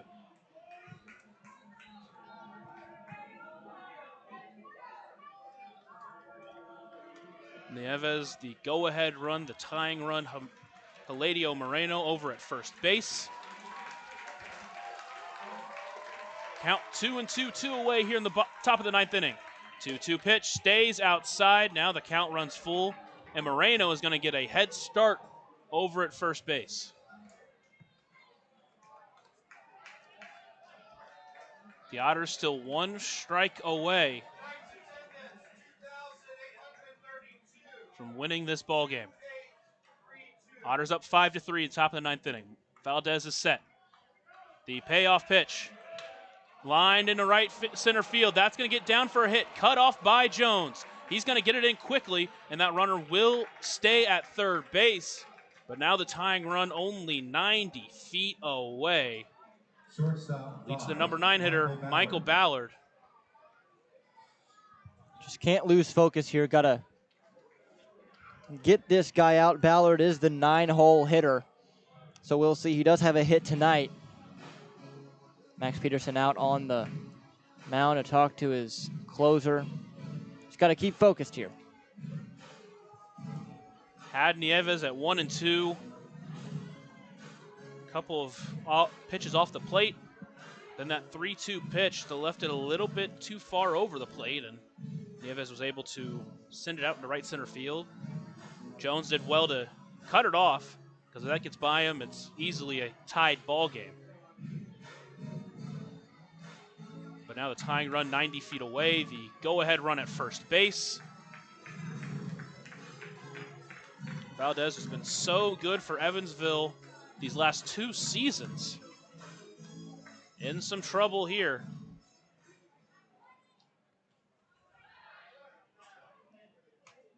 Entered this game with a 2.75 ERA. Last year pitched in 14 1/3 innings and had a 1.26 ERA.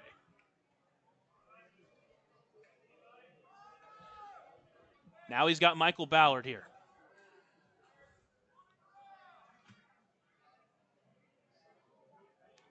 Set the first pitch. In there for a strike, gets ahead of him 0-1.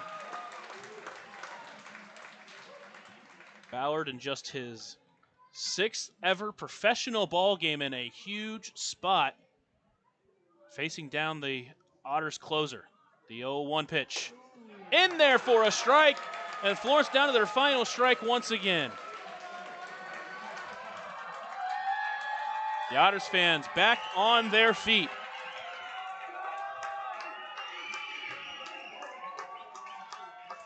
Counts 0-2 to Ballard. Valdez is set. The 0-2 pitch. Chopper. Gonna be a tough play for Bauk. On a hop. Throw on the run. And it's in time! And it got him at first.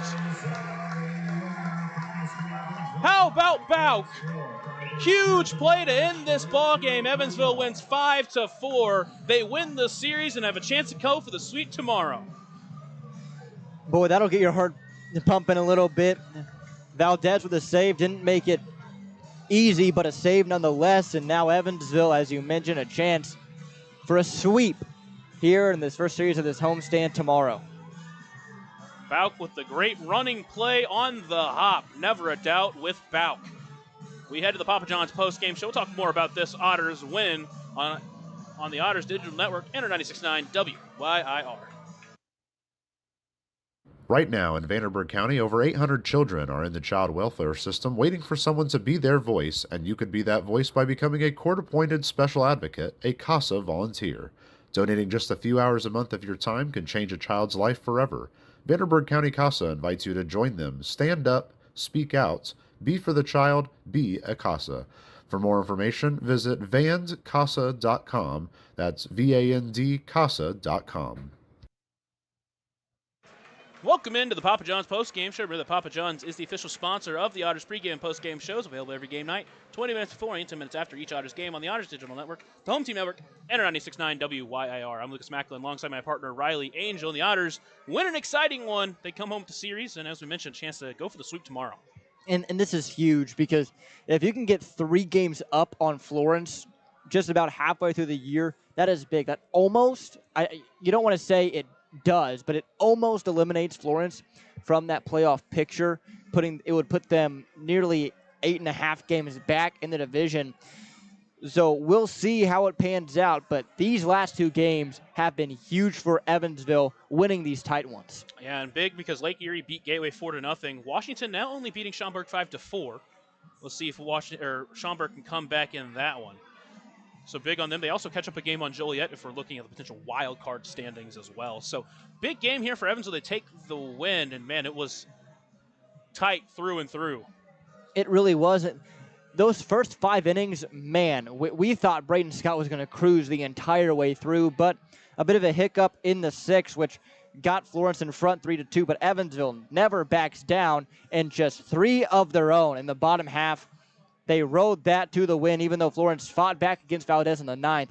Just wasn't quite enough for the Yawls, and Evansville securing the 5-4 victory on the backs of some really good pitching performances. Yeah, we got to talk about Braden Scott. 7 innings, 5 hits, 3 earned runs, walked 2, struck out 8. 5th straight game with a quality start for Braden Scott. That's now 5 of 6 for Evansville pitching, having quality starts. The one time they didn't was the first game in the series. And also the 4th straight game, Braden Scott has had 8 or more strikeouts, which is a great sight to see. And you mentioned he gave up 3 runs in the 6th. They stuck with him in the 7th, and he worked a clean 7th and allowed the Otters to go with their 2 most trusted arms of the bullpen, Nick McAuliffe and Alex Valdez. And that's what a veteran pitcher will do. I mean, you know what Braden Scott's going to give you. He's going to give you 7 strong innings and give you a chance to win the ball game every 5th day. And when you have that guy in the rotation, it's a blessing because you can go to him and you can trust that you can just let the big dog eat. You don't have to keep him on that short leash like some of your other starters. And he showed again tonight why he is as trusted as he is. And then on the offensive end, we've mentioned them a lot, but those 23-year-old outfielders, man. JT Benson, a 3-for-3 day, a double, a home run, a walk, a single in his last at-bat. Keenan Taylor went 2-for-4 and scored 2 runs. Seems like they always come up huge in the biggest spots. Yeah, these young guns are no joke for this Otters team.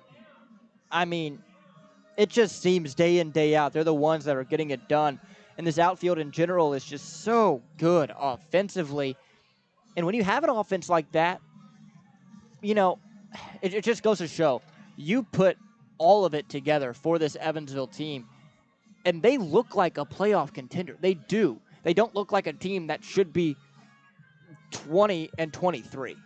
But they are. They have to fight back, and they have to put together a full 9 innings each and every night. When they're here at Bosse Field, they look very good. And really, I mean, the difference here between these games at home and what happened on the road is that they are winning these late games. The games that they let slip away when they were in Joliet and when they were in Gateway, they are winning them, which is a great sight to see when you're at home. It's really just about setting yourself up to win those games on the road because a lot of road games in July they have to get ready for if they want a chance to stay in that playoff race past July.